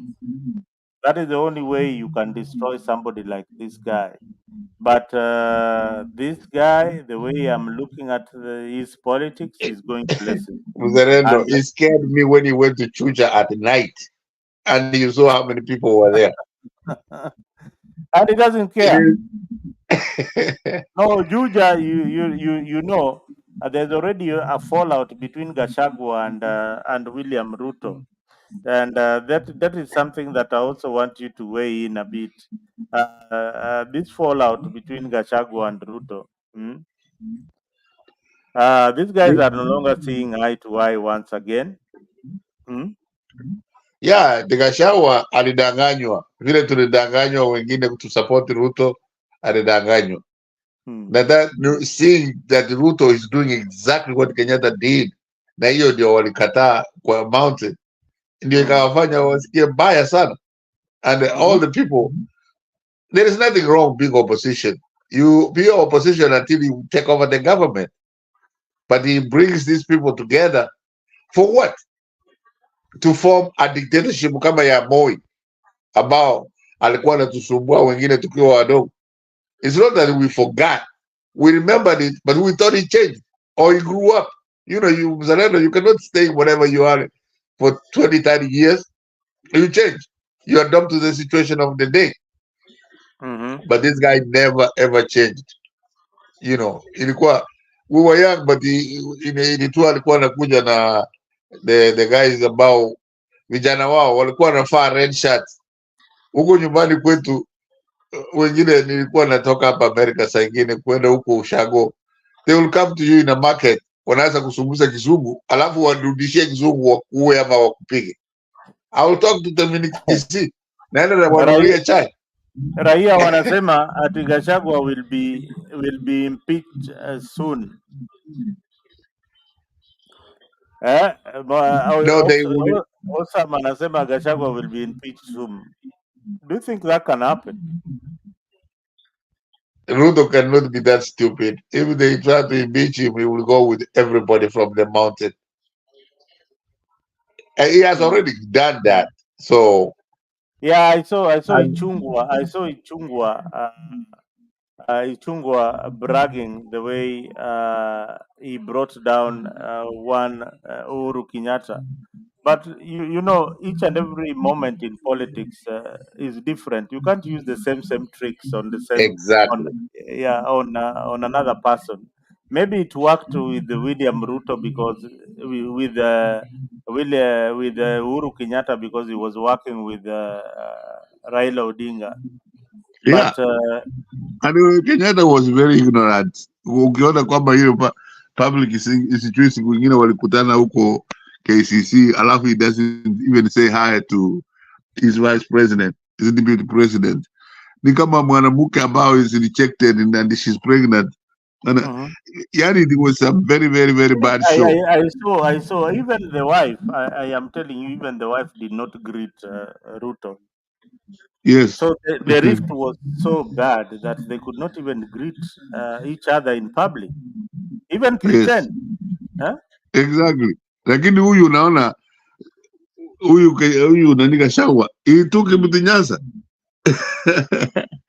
Even if he has a difference ya Gachagua sana, Ruto brought him to Nyasa, and of course Gachagua gave him some of the best Penny, speeches. Penny, tell me about the political formation that you see in 2027, and with this, with the new alliance between UDA and ODM. Do you think? Do you think this is going to be a force to reckon in 2027? Mzalendo, it was until this guy Morara showed up. It was. It was a Huh? very, very formidable force until Morara showed up. Morara Kebaso. This is one of the most strong, evolving uh, political formation in our country. About we don't know where Morara will get the deputy president from, but this is the formation about we have to watch. Now Vile suppose mtasema sasa ndio umeongea. Suppose Morara achukue deputy wake akuwe Babu Owino. now they cannot be from the same province. Hmm? They cannot, Why not? even if Babu Wino is from Nairobi, most people think whoever Morara picks up, I can pick Babu Wino, it's over like in the morning. You in the Kubari.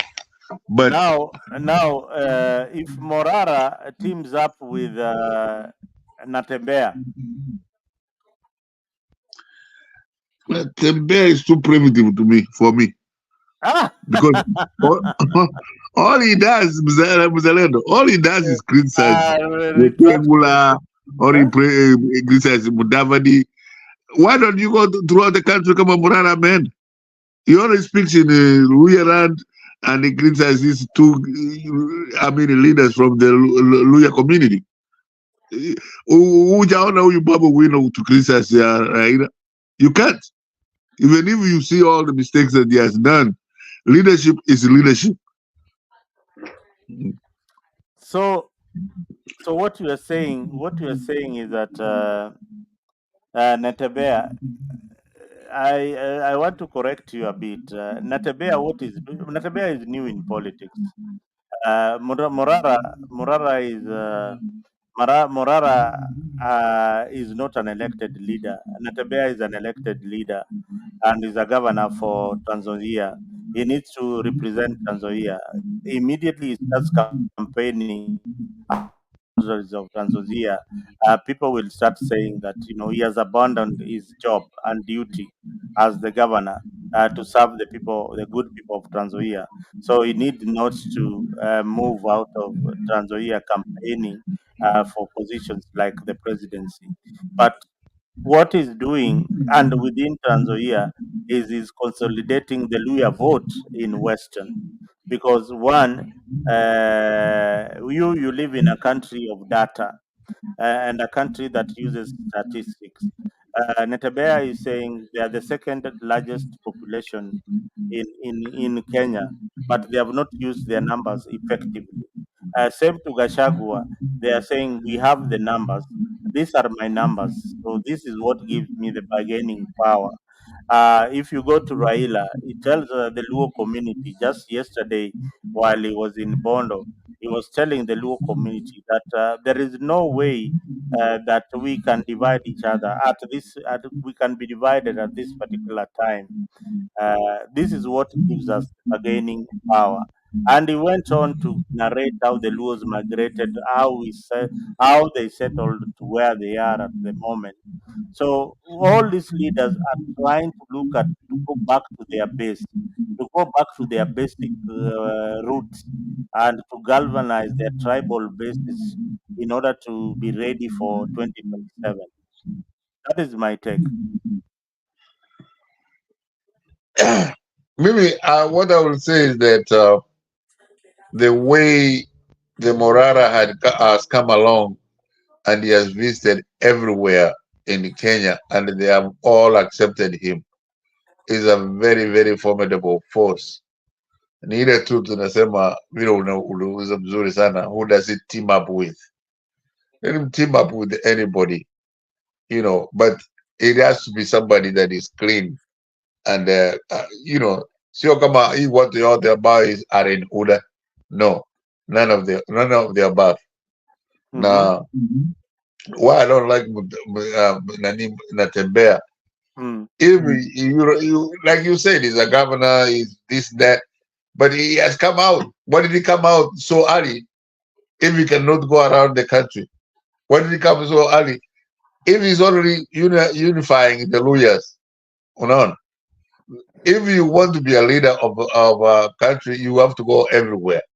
Or he should have not come out so early if he could not be able to travel or go. Now this is where we have the raw politics, the real deal. Now, Ruto in 2027 wants Mudavadi to be the VP. There is a serious wave of Natembea. Currently, Malala, who was the Secretary General for UDA, was kicked out. Do you read the politics around that? Yeah, Marara na huyu Echesa, they were really childish to say the least, because vile tulisema huyu nani George, huyu mtoto ya grandkid ya George Morara. He talks very mature for his age. Lakini huyu, the Marara guy, was attacking those who were very strong in government. You cannot be their secretary general and want to fire so and so. There were some people he was talking against. Na unafikiri ya kwamba, is this the president who knew what he was saying? Come find out that he didn't. And they had gone to bed with huyu Natembea, Nani, and that's why he was talking the way he was talking. No, to me, if you have to talk very strongly against the people in government, you have to have the government at hand to zungumza namna hiyo. Osam he has posted a comment there. He's saying, our great people of Kisii have to change their way of thinking.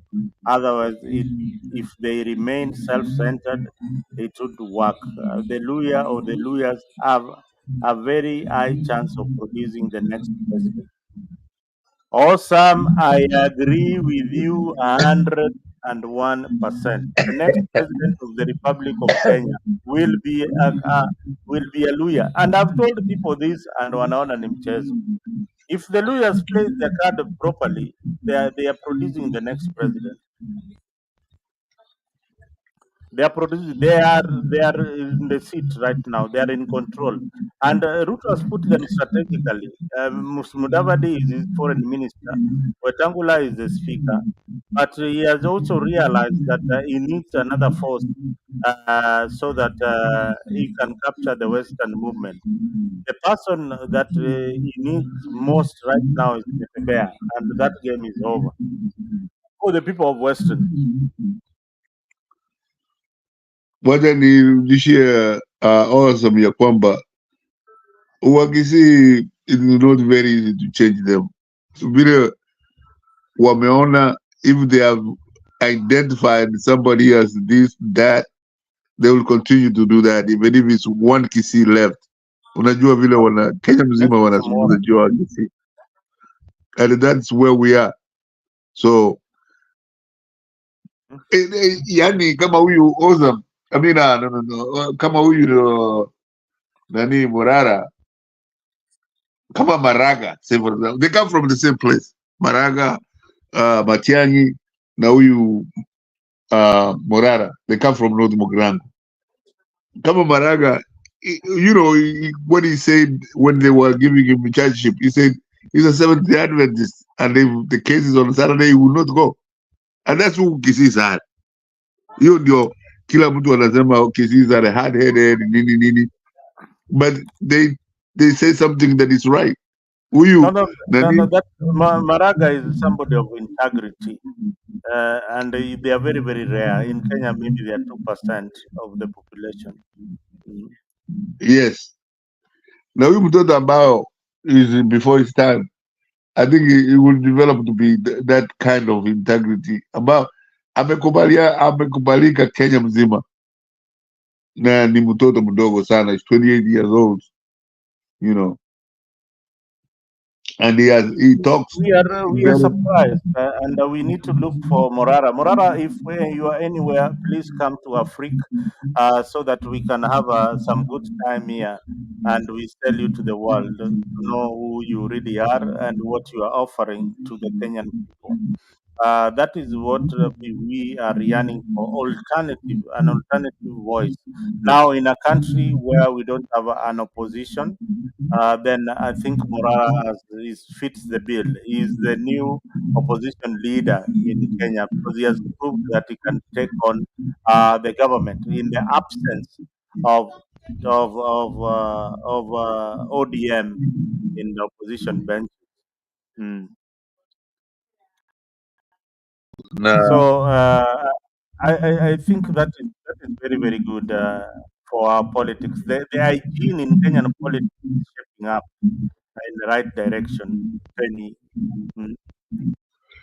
yeah, I think that's a very good idea. We'll look for him, at least give me at least 2 weeks, kwa sababu we want to talk to him na to market mzuri, watu wajae hapa, alafu you run the show the way you are running it.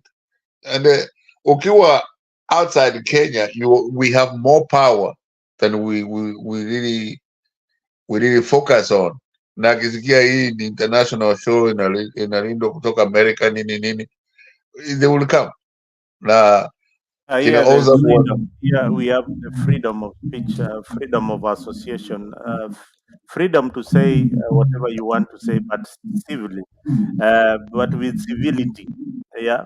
Mm. yeah, You can't just say anything, but you have the freedom, but yeah, lazima uiseme with a lot of respect to the other person too. So yes, we want to encourage that. If you want to participate on Africa, please don't feel shy. We agree that you can come here, speak in Swahili, speak in whatever other language that you feel comfortable in speaking, at least for us to understand you. That is important for us because we love our country, Kenya. That's why we talk about it each and every day. People in the comment section also play a very important role to keep us on check on some of these particular issues, and they give the important opinion on issues that sometimes we miss out. So we need to be upfront before the 2027 elections. Have a good team that is able to discuss the political issues without fear or without favor, so that we have a balanced discussion. We don't mind you coming to Africa and your UDA. We don't mind you coming here and your ODM. We don't mind any wiper leader or supporter coming here and giving us Kalonzo's manifesto. I have not seen many wiper supporters in this particular discussion, and that is why Kalonzo is missing out a lot because his people, the people who support Kalonzo Musyoka, are not out to sell their candidate. We hear of William Ruto, we hear of Netebea, we hear of a bit of Mudavadi, a lot of Raila Odinga, but we don't hear anything about Kalonzo on the social platform. And leaders, if you are ignoring YouTube, if you are ignoring YouTube and TikTok and X, then you are missing out. You're missing out on the most important spaces on the social platform. So you need to embrace technology. Like Penny, you are seeing what is happening in American politics right now. Can you Oh, briefly just tell our viewers what is happening? You are in America. You are in the middle of a democracy, a democratic election process that is happening in November. How is Kamala Harris and her numbers? what is happening now, Zarendo, is something some of us have been here for a long time, over 30 years, going to 40. But I have never noticed anything like this. Come on, in Republican, in Republican. Come on, in Democrat, in the Democrat. But now, nearly all the Republican leaders, George Bush, Dick Cheney, mtoto yake msichana yake, everybody is supporting Kamala Harris. And we have to be prepared to know that Kamala Harris is going to be the president of this country.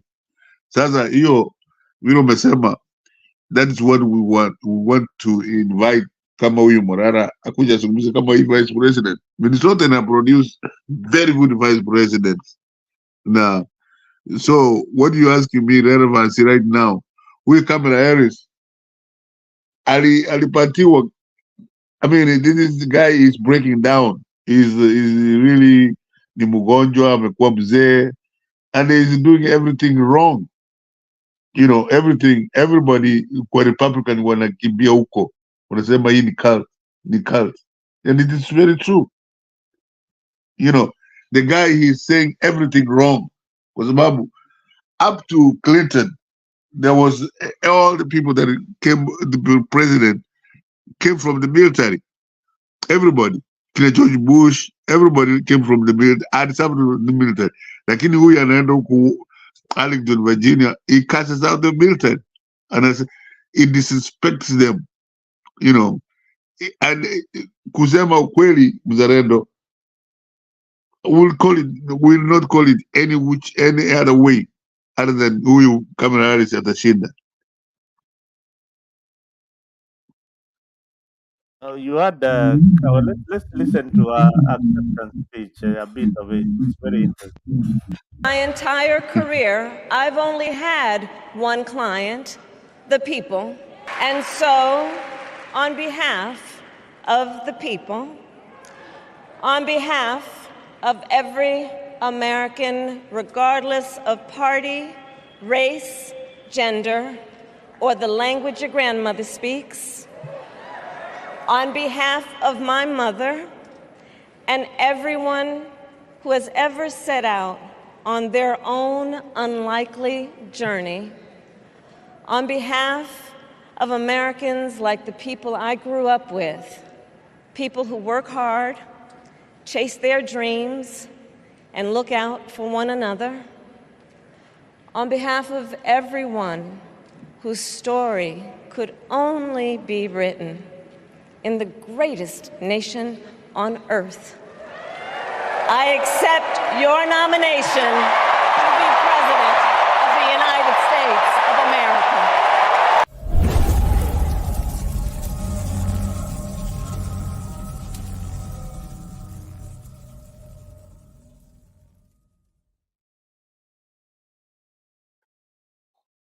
You just saw Kamala.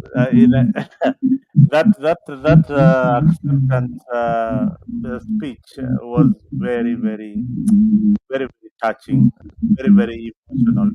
Awesome, awesome. Let me tell you one thing about Donald Trump and the reason why the polls are that way. Uh, I remember Trump was ahead in the polls when Biden was there. He was ahead in almost all these swing states. Now, Kamala Harris has flipped most of the swing states, and she's leading. She's leading within the margin of error in some of them +6, in others +2, +3, which Biden didn't have, even when Biden won the election. So this tells you a lot. And you also need to know that Kamala has tapped into a different demography that never voted in America before. That is the Gen Z. That is a big factor in this election. It's a very, very big factor that you will not ignore. So when you say that Trump is leading. Look at the numbers. Look at the numbers. This is the national tally, and I think I missed it because when I gave Kamara 51, while she's at 52 right now nationally. Trump is at 46. That tells you a lot. But this election, according to poll analysts and those who predict elections, there's this gentleman who has predicted about 10 elections in America, and he has only missed one. He said that this election, Kamala Harris. So who are we? See, we are on the part of Kamala because Kamala represents me and Penny. We like her view, we like her stance, we like her smile, we like the joy that she brings in the politics. So people for Donald Trump, we wish you the best. You can continue mourning and grinning with that face. You can have that face or have this particular face. So which one are you going for? This face or this face? Na ambia Ozam ya kwamba either Obama was elected by young generation college students at that time, ambao he could go. And I remember when Obama won the elections, alafu wakampatia Nobel Prize, akapewa sumuse watoto wakakata, yani hawakutaka aende kusungumusa huko Arizona University, na watoto wakasema they would not graduate until their commencement speech would be given by Obama only. And I still remember vividly ya kwamba Obama knew that the leadership of the college, the Arizona University, hawakumtaka kabisa. Walisema what has he done to be given a Nobel Prize? Now Obama went there and gave one of the best speeches you could ever think. He congratulated everybody that he knew were against him. And when he came to the students, they were hands up. So also lazima ajue ya kwamba huyu Donald Trump is tested. He has his own people, the rednecks and stuff like that. Even those who they have done the surveys ya kwamba even the non-college educated white old people are for Kamala Harris. Those are the people that were voting for Donald Trump. Sasa anayo ile racist peke yake, wale watu ya KK ndani kabisa ndio wako na. I have so many guys of like that, of that nature, ambao mzalendo nishakwambia I took a lot of money from them when I bet them against Biden. Now wazungu kitu yao mzuri kwamba they will pay. You know, they say you African don't understand anything about our politics. I'll be like, no, just watch what the people are saying on YouTube. Na ni wazungu peke yake. So Kamala Harris has one hands down. Vile umesema huyu mzee nani Joe Biden alikuwa mzee sana, and the people were not even for him. Those that were not going to vote for Joe Biden now are in fire to vote for Kamala Harris. Now, yes, now, Penny, let me just just stress on your point. Osam is asking a question here, which maybe you weigh in. He's saying, don't cherry pick. Trump has gone through polls, and the polls, according to the press, are right. What are your thoughts about that, Mr. Now, I have followed these elections, and it's one thing that I listen to each and every time, even the conservatives. I listen to what they are pushing out there as their message and what they are worried about. What they are worried about right now is that Harris is gaining ground and Trump has changed his talking point. If you are saying that Harris is avoiding the press, why should she be in the press and she's you don't want to expose yourself to make a mistake outside there. You need to safeguard your But come Tuesday is the big debate. Come Tuesday, you will see the gap is changing a lot. It can if Trump shows up on the debate stage, then Harris has a rough time with Trump. Then definitely that will change a bit of things. But as at the moment, Mr. Trump is not gaining anything. He has got his base intact with awesome and Kenya revolutionary. That base will never change. It is the same. They are not adding any value. They are not adding any numbers to Donald Trump. It is the base that he used to have. And remember one thing about this election. Before Donald Trump became the president, and this is the reason why he won. He won because people expected him to make some good changes in the economy. He didn't succeed so well in the economy, maybe because some people would say it's because of COVID and all that.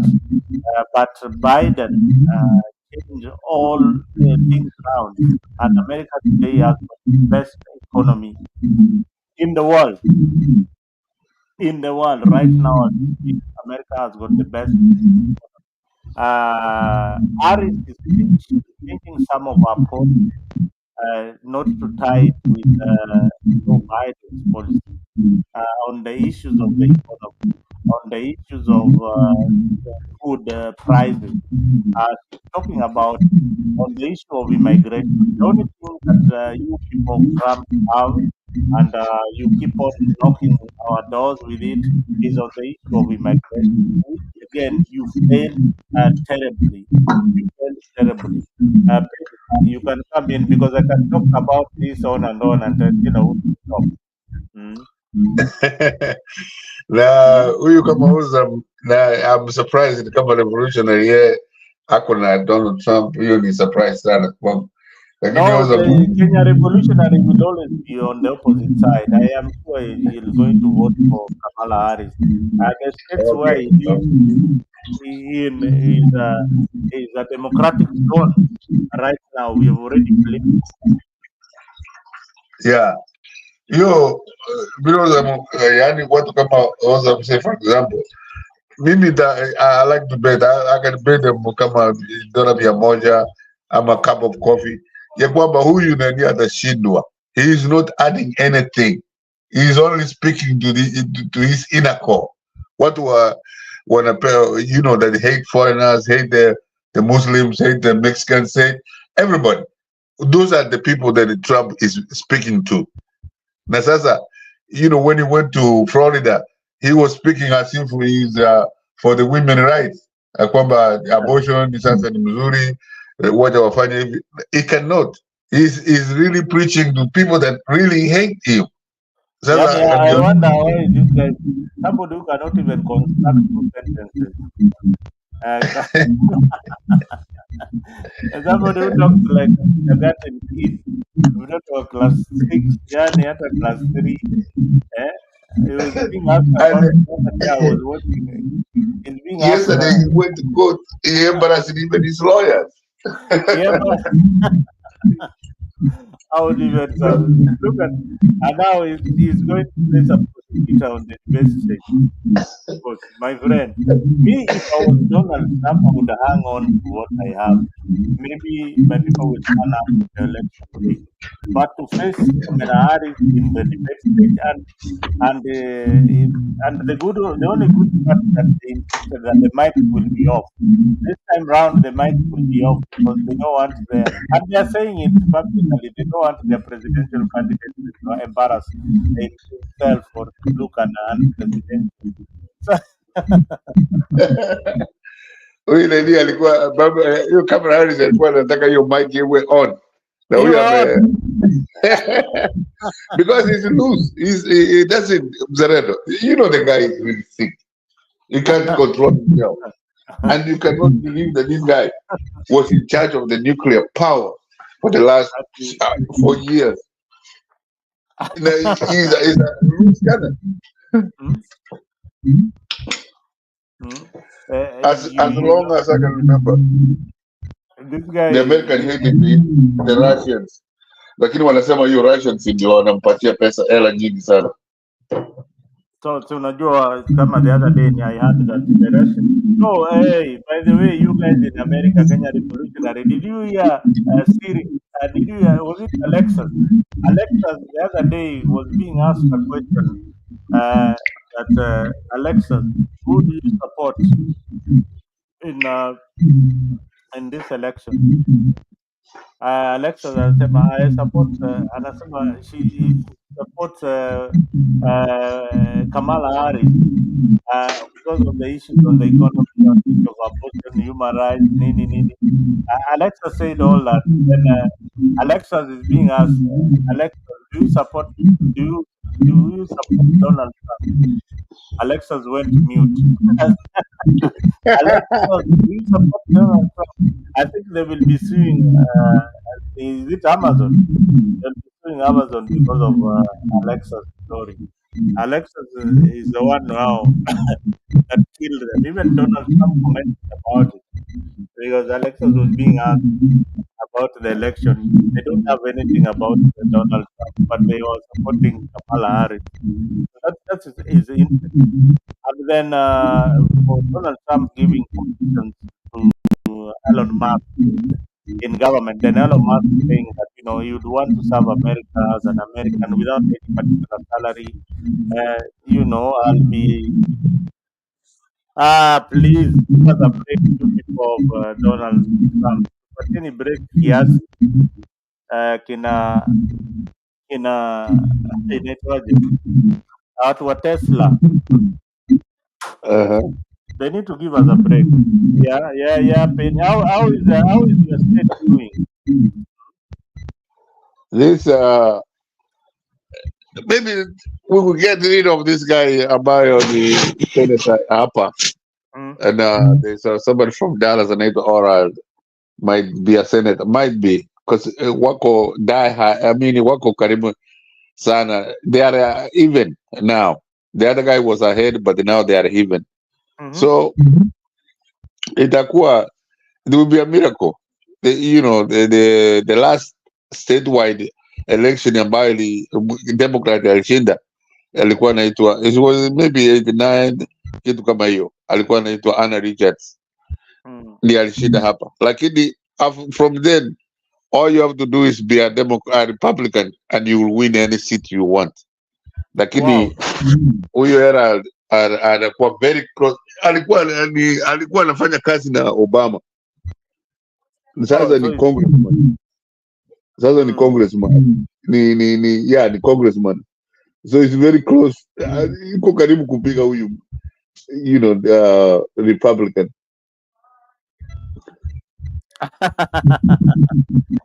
The media,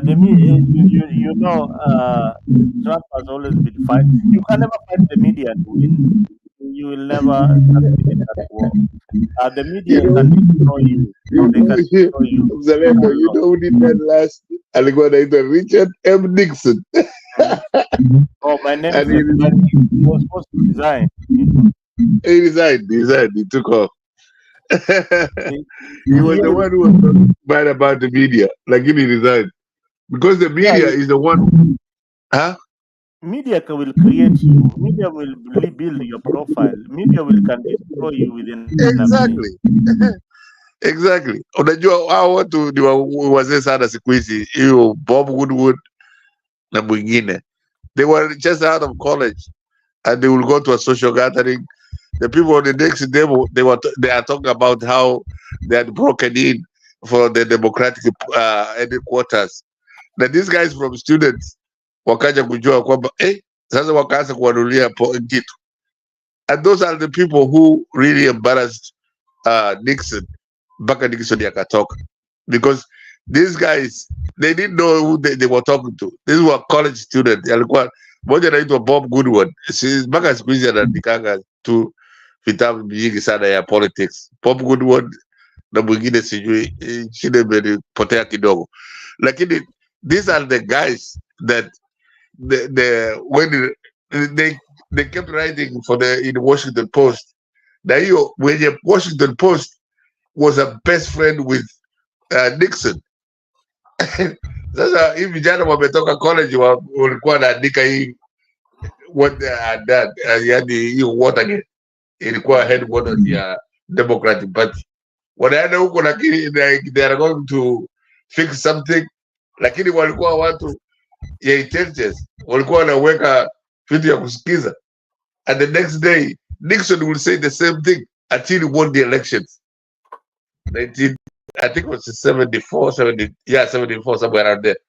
So when they realized 72, 74 is when he left. When they realized what had happened, it was too late. Sasa wote, you know, hii nani anafanya Donald Trump ni pule. Back then, all those people that were around Nixon walienda jela because of that. Walikuwa naulizwa, did you know this happened? Did you know this? Wengine came out and said yes, and no, so and so knows, Zeleno knows, you know. So that's why huyu nani kuattack the media is completely useless, and those people that are around him in any huyu Donald Trump are the people that don't like the media.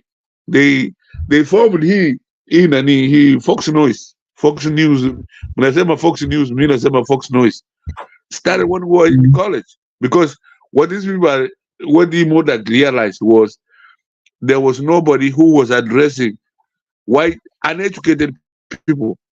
Because NBC, CPS, ABC, when they were giving their news, the afternoon news, they were giving it to very educated people. Sasa huyu Modak came close, anajua the majority of the Americans ni watu ambao wakwenda shule, and they produced this propaganda station yao, and it is now this is the first time wamepigwa, you know, they have been number one, lakini sasa NBC amewapita. Inaitwa kama ile MSNBC. Yeah, that those guys, they analyze the politics, man. What, you know, American politics is like a movie. You can watch it throughout. It comes with a lot of entertainment in it. And Trump comes with a lot of entertainment. That I mean, guys, you have to vote for me. I mean, why? I mean, anybody with common sense just have to vote for Donald Trump.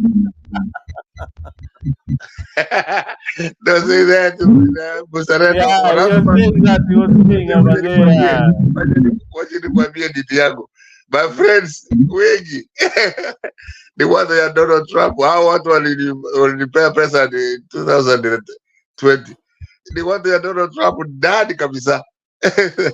Kuna mmoja transfer to run Durham, anasema kuja nitembelee, lakini siwezi kuchukua nyumbani kwa sababu maako sareni KK.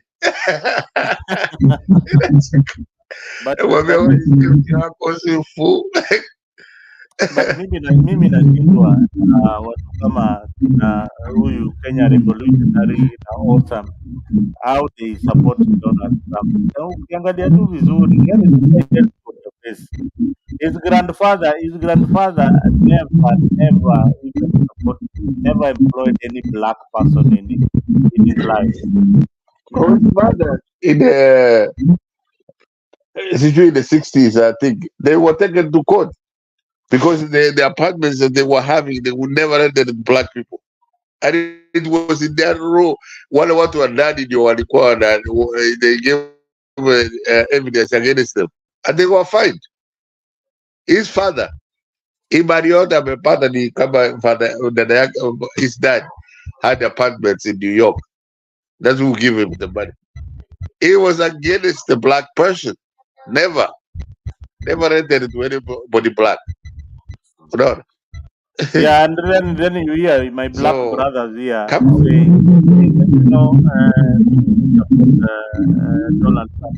You know, Donald Trump represents what these other presidents cannot say in front of you, Mr. Kenya Revolutionary and all that. Those are the things that they cannot say on your face. If one is able to say them, all right, That is the reason why they support him. Whether you like it or not, this election is about it's very racist in the way it has been coined. Does not create that kind of balance. Yes. Uzalendo vitakuchekesha. A lot of these white boys like Donald Trump kwa sababu he speaks their language. He speaks what they want to hear. Now, sasa, they will come and talk to me very freely because I'm black, but I don't come from America. I come from Africa. So wananiambia, you know what Obama is going to do? He's going to go to the White House and smoke a lot of cocaine and have a lot of kids. Wauliza, can you say that in front of these black people? I said, pana. I will go report you. When I said, no, we would say that we never told you that.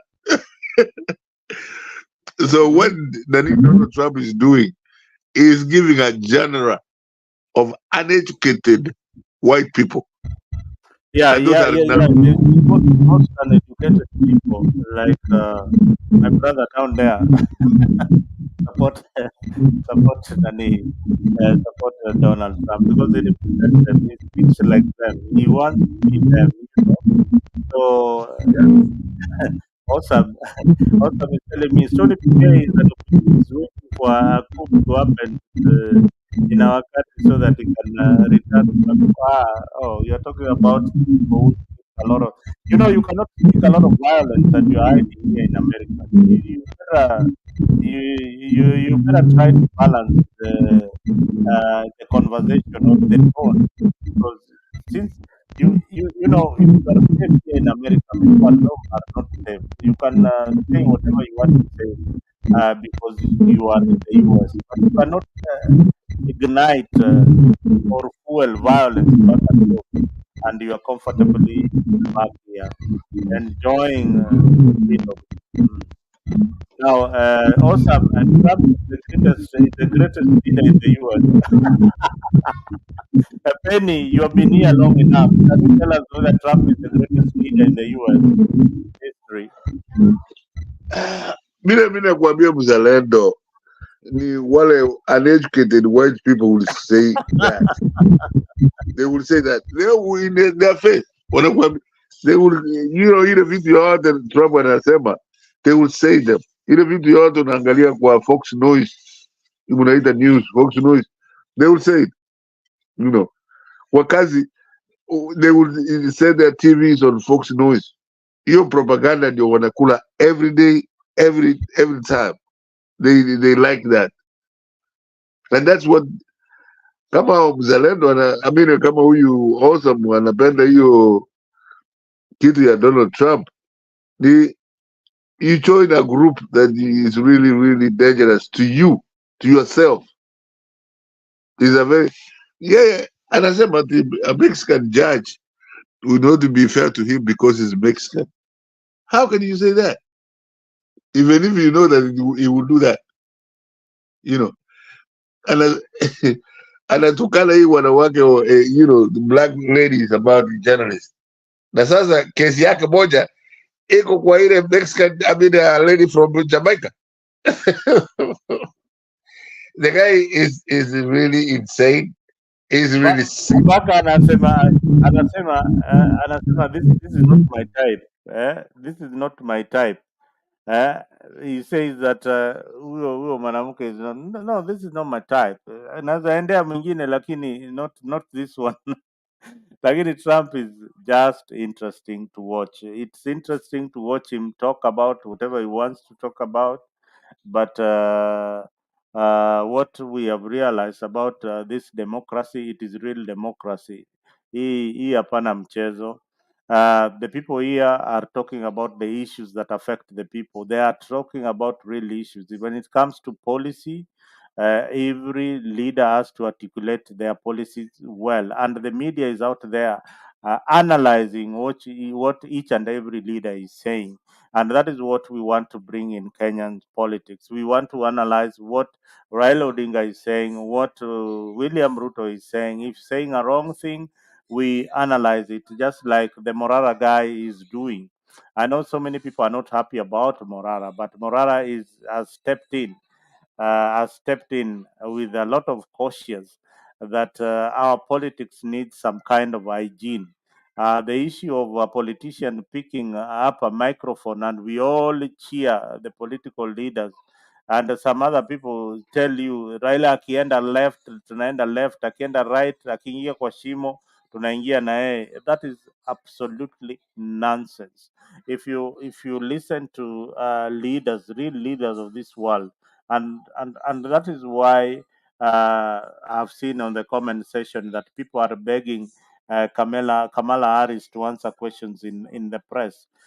Kamala Harris is not afraid to answer any particular question that has been posed to her. It is only that she's not talking to Fox News, but she's talking to CNN and other medias that are not friendly, are perceived to be unfriendly to the Republican base. That is why you hear Osam, you hear Kenya Revolutionary saying that she's afraid of the press. Somebody who has been the vice president, somebody who has been the senator of the United States cannot be afraid of the press. Somebody who has questioned corrupt leaders in court, you want to tell me that will be afraid to answer simple questions from the media? That is that's crazy. That is a Republican talking point, and that is the rumors that they are peddling. And we wait for you on Tuesday. Show up for the debate. Show up for the debate. Make sure that your presidential candidate is presidential. Let's see how the debate goes. But so far, Kamala is leading in the polls, although it's tight. Mzalendo. Hello? Yes. Go ahead. Benny, I will, I will there's a TV, kuna TV kwa background yako iko on. There's a gadget that is on that inaleta echo kidogo. no, ilikuwa simu ilikuwa inalia. But Oh, wacha nikwambia kwamba I'll hold you on to this one. I'll hold you personally to this one. It's only 6 days left to the elections. Nataka kumbuye huyu Awesome na kama ni Awesome na Kenya Revolutionary, I'll beat them hands down. Nitawanunulia coffee wakishinda.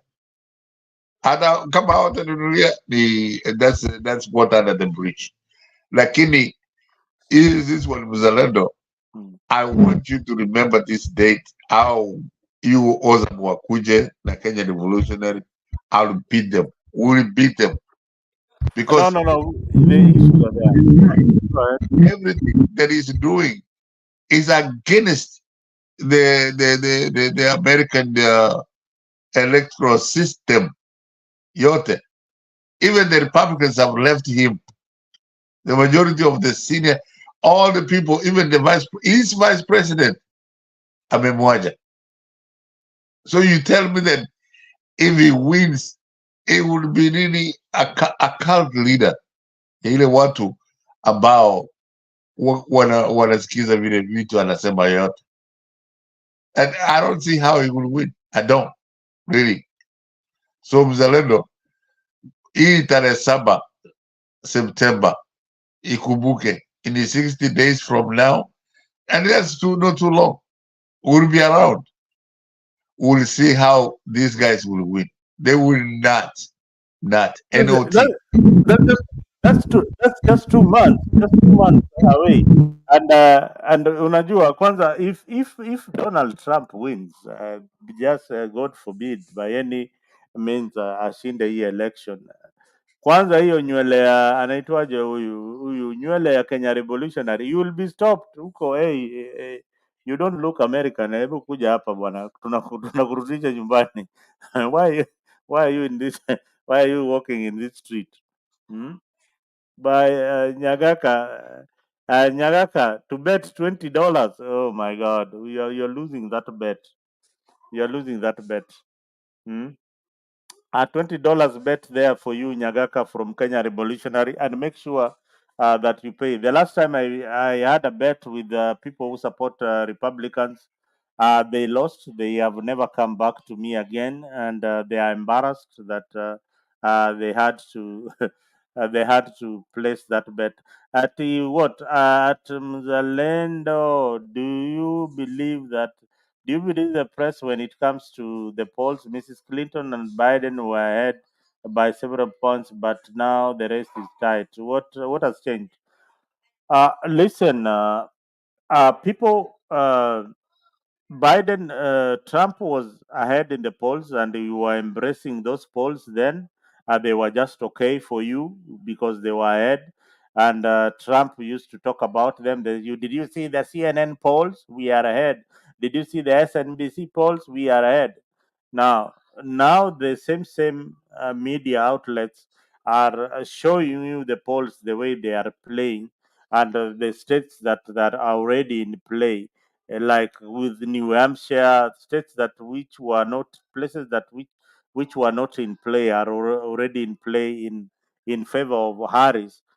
Ha- Awesome. If you have been into an election is about enthusiasm. You see the way Ruto was voted in, you have to create that drive. If you don't have it, if you don't have that drive that will drive people to the polls, whether it is for the right reason or the wrong reasons, that is what is needed. If that drive is not there, Biden did not have that drive, and you can you imagine that Biden did not have that drive, and he was polling.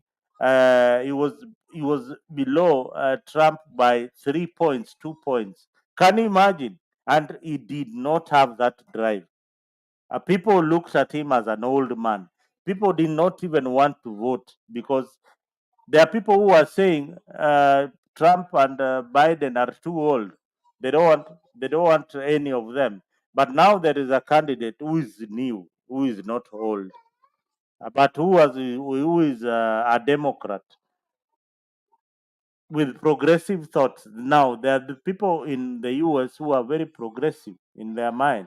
They needed a progressive leader, and at some point we thought that Harris would pick the governor for Pennsylvania, yeah, Ben Shapiro, and look at all the issues that play around in American elections. Why some people are not picked up, and why Donald Trump went for JD. So you wanted to appeal to the uh, to the to the college middle class American citizens who happen to have a good life, good job, good family, people who look like JD. That is the base that he really wanted because he has got his MAGA base that will vote for him come rain, come shine. But when you see you losing your base, like Republican leaders who have not endorsed Trump, and they have got a support base. People like Pence, when they don't support you, you should be worried.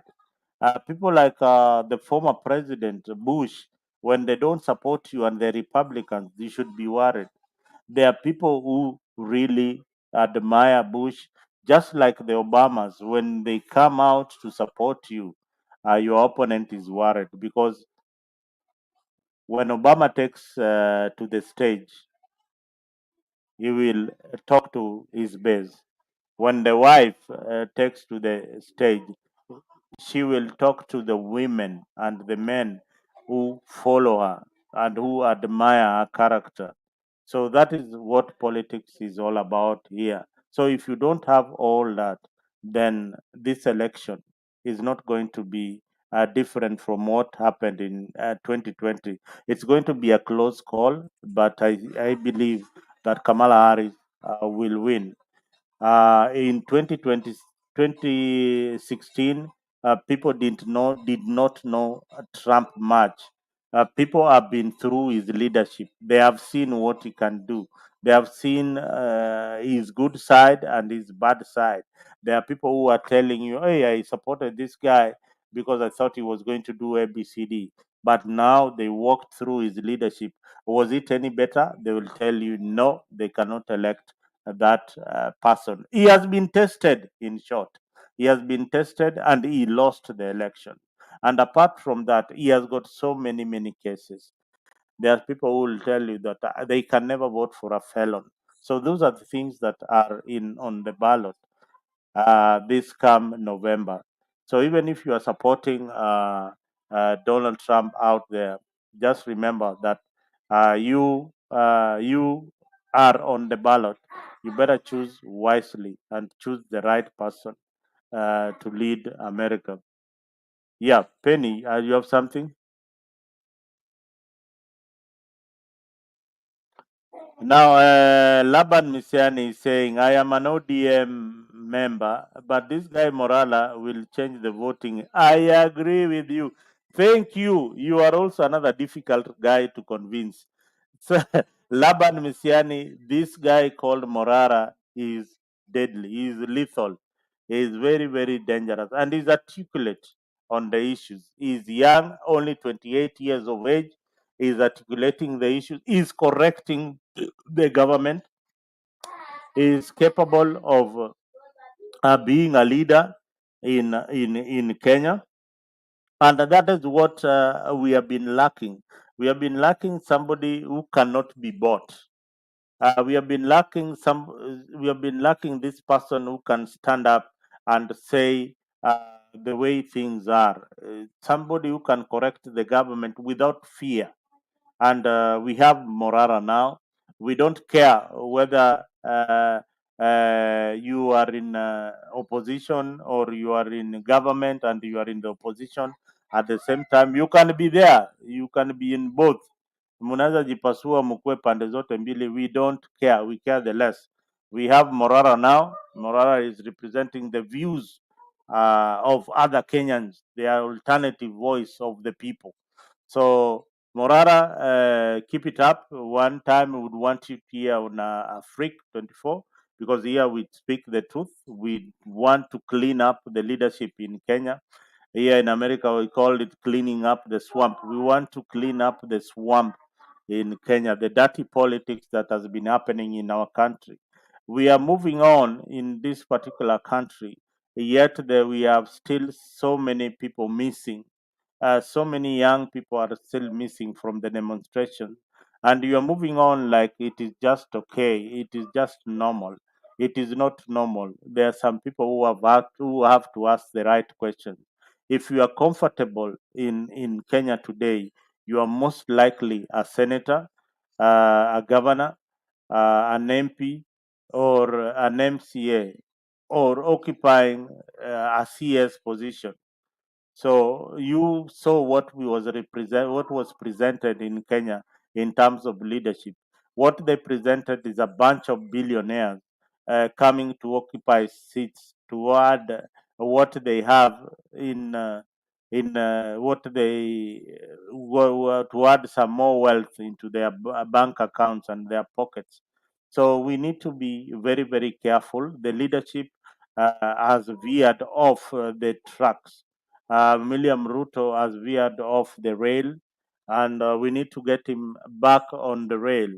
There is no way that he is going to win the 2027 elections with the Gen Zs or not on board, with the likes of Morara uh, saying what he has been promising. And what he has been promising is larger than the Kenyan budget that he tabled in parliament. So those promises are very, very huge. We need to fight corruption. We need representation in government. The current leaders are representing their stomachs and the people who are around them. There is no transparency in government when it comes to tender. when it comes to the debts that the country owes. Now the opposition that was in the minority leadership are the ones who are going to present the debt that Kenyan owes, how much they have paid, and how much taxes they need to tax Kenya in order to get out of the red. So that is the challenge we have for John Mbadi and Opio Wandai. He needs to explain to us a lot why there are blackouts in Kenya. When they were on the bench, they were very, very vocal. We need Sifuna back on the studios telling us what the government is doing wrong, like he used to do. We need to see a lot of that. If we don't have that, then the only voice of the people that we have is Morara. Penny, your last word. We have got 6 minutes to wind up today's show. Huyu nani Robert Misiani is a diehard ya ODM, alikuwa ananipiga sana siku ingine, lakini sasa kama is supporting this young guy Morara, we really congratulate him, na lazima kuja hivyo hivyo. Na the question I asked you ni Kenya Revolution, did he pay me? Mzalendo, did the Kenyan Revolution pay me $20? Yes, $20. You have $20 produced in November. And it will happen live here on Africa. Hapana, hiyo ninakubali na appreciate that a lot. Hiyo ni pesa tu ya kunywa pombe kidogo nayo. Na wacha niseme ya kwamba in Kenya today, vile waliandika hiyo constitution ya Kenya, it's a copyright ya America. Na hiyo it only brings the best of any society to lead us in as far as leadership is concerned. Na Kenya today, the best ambayo imekubaliwa everywhere from the east to coast to north to south, the huyu Morara Kebaso. And that's where we are going, and we are going there fully. Wacha nimalizia kusema ya kwamba Mzalendo, you are doing a good job and keep coming. Nitakutafutia huyu Morara tuone kama atakuja hapa, alafu unampatia forum ya kutosha, alafu anazungumza yale anasema. He's very, very, very mature for his age. I have a son who is 28. He's already in medical school right now. Anamaliza 2027.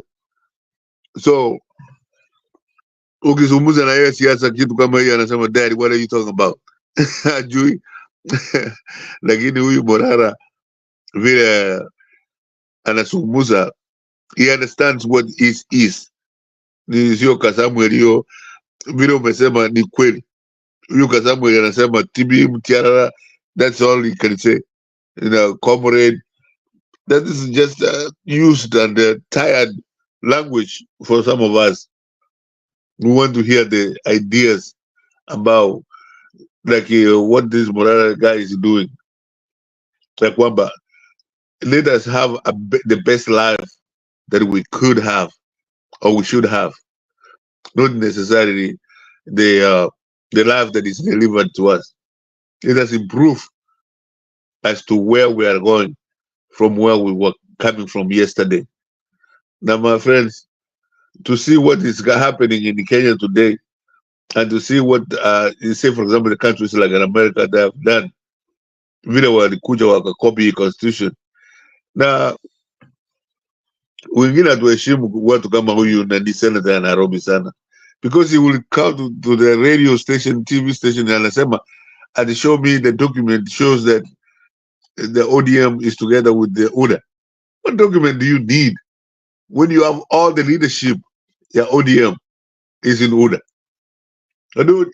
This is semantics. This is semantics nonsense.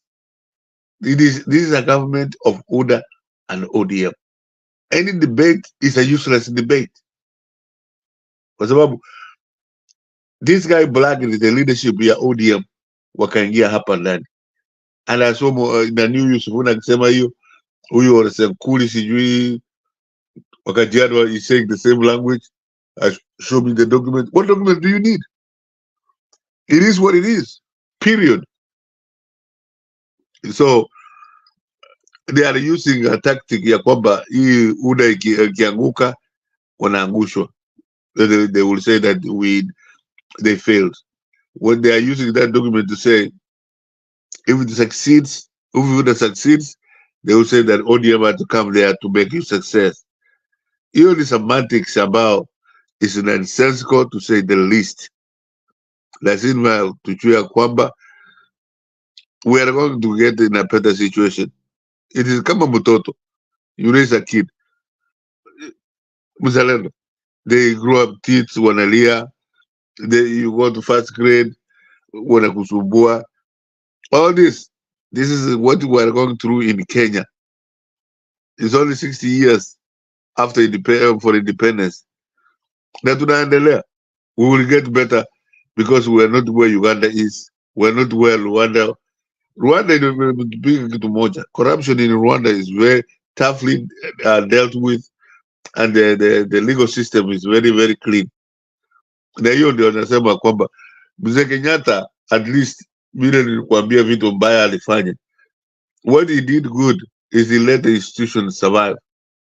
For example, waje nikumalizia ya kwamba unajua huyu mzee wa Kwini alikuwa anaitwa Ukiki Amayo na Fia Basiayo. Fia Basiayo hapo Karajuonyo alishinda Ukiki Amayo. Na Ukiki Amayo was the right hand man ya Moi at that time. Nani Moi wakakataa, wakaenda kotini Kisumu. Instead of the guy throwing the case out, alisema go repeat the elections. And my friend, he was transferred very far. Mara alisiu wapi. Lakini wakirudi hiyo elections, mzalendo, Fia Basiayo alipita huyu Ukiki Amayo even triple. Na huyu mzee akufanya kitu, akaja. You know, Mzee Kenyatta, there was one time Justice Nyarangi alikuwa Kisii. Wakashika sijui Kariuki Chotara or somebody that were in jail with Kenyatta. But they knew that they were going to take him to Nairobi and railroad him. Nyarangi akasema no. This guy who's going to charge him in Nairobi, he was a tune in my class. I will judge this guy. Nyarangi gave the guy probation, akamwacha. The Kenyatta never did anything to Nyarangi. If anything, he gave him promotion to be provincial justice huko Rift Valley. So we have gone backwards with the Moi. Na Moi alikuja kwa hii kesi mini kiti mzalendo waja nikwambie, because the Kikuyus wanted to have the Rift Valley land, and they did, ili ya wazungu. And that's the only reason why Moi was promoted to where he was. And you have seen how he has taken the country backwards. Na niyo Kibaki alikuja akatusalimia akatufanyia kidogo mzuri. And then Ruto, the really mistake ya Ruto ni kwamba he knew how naive Kenyatta was, Uhuru. Then he promoted him so that he could have the mountain to support him the next time. And this is the end. Namurara will do this to the end. Kenyatta was very naive up to today. Now, huyu Nani Ruto about brought him ahead so that he can give him leadership. We will finish him. Murara will finish him completely. Kwa sababu hii Amerika tunasumbusa ya nani ya huyu Harris, Kamala Harris, na huyu is vice president. They are very clean. They are very clear to the point. Na hiyo ndio tutaendelea. Na huyu nani Kenya Revolutionary, na huyu Osam kama anataka kuingia hapo ndani aingie. Na wachapa wote. Ameingia na $100 for you. So kutoka me, I'll place my bet after the debate on Tuesday. Kutane hapa jioni hiyo ya Tuesday. So after the debate, we analyze that debate. This is a debate of issues. Yeah. Zalendo. Huh? to analyze after Tuesday. We have a Yeah, Jibali. we analyze that debate after Tuesday.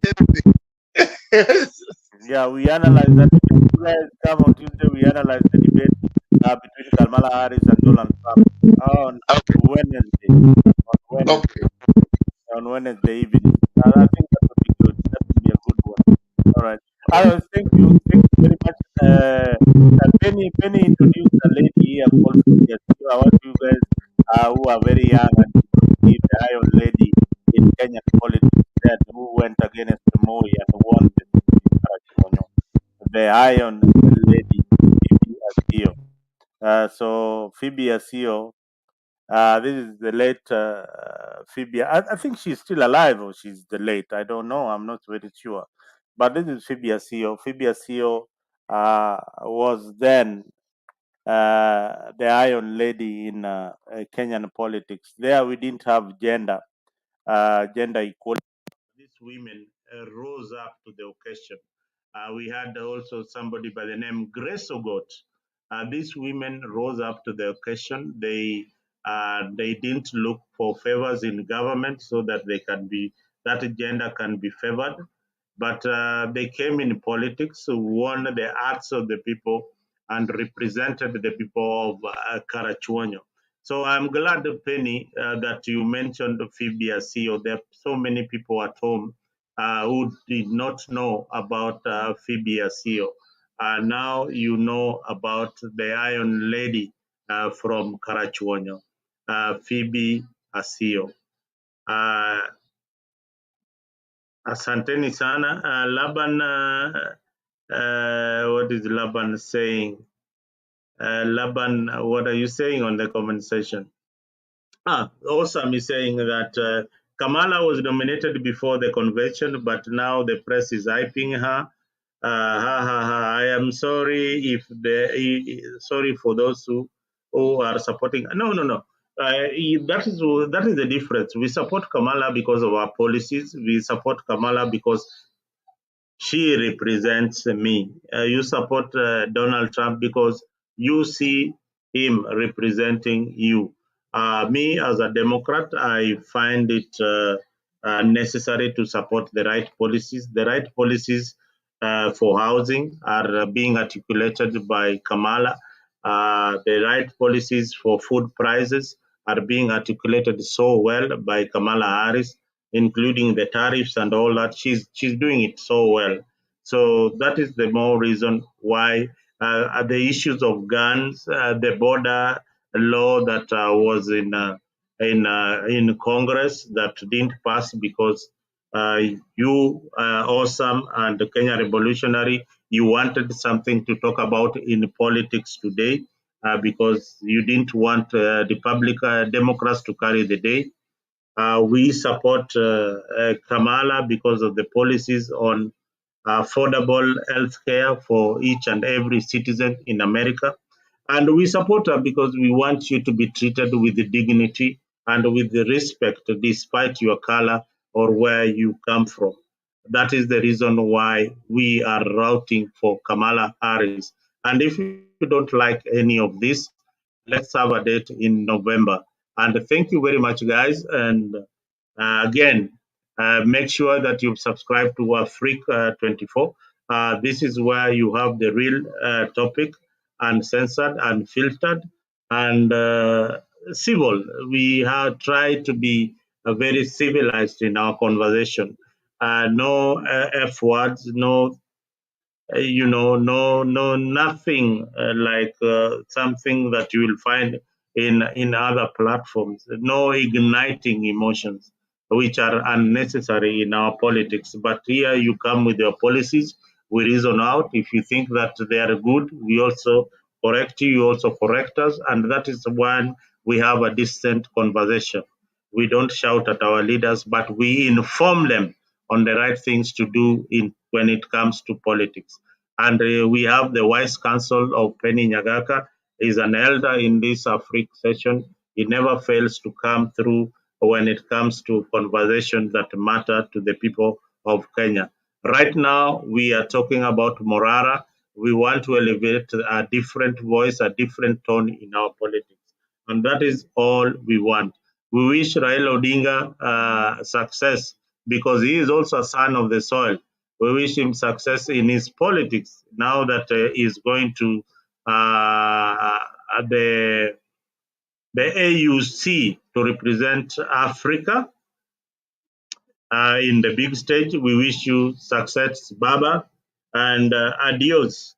We also created a montage for you. If you feel free, your analysts can come here. We'll share it very, very widely. Make sure you download this. If you support Raila Odinga,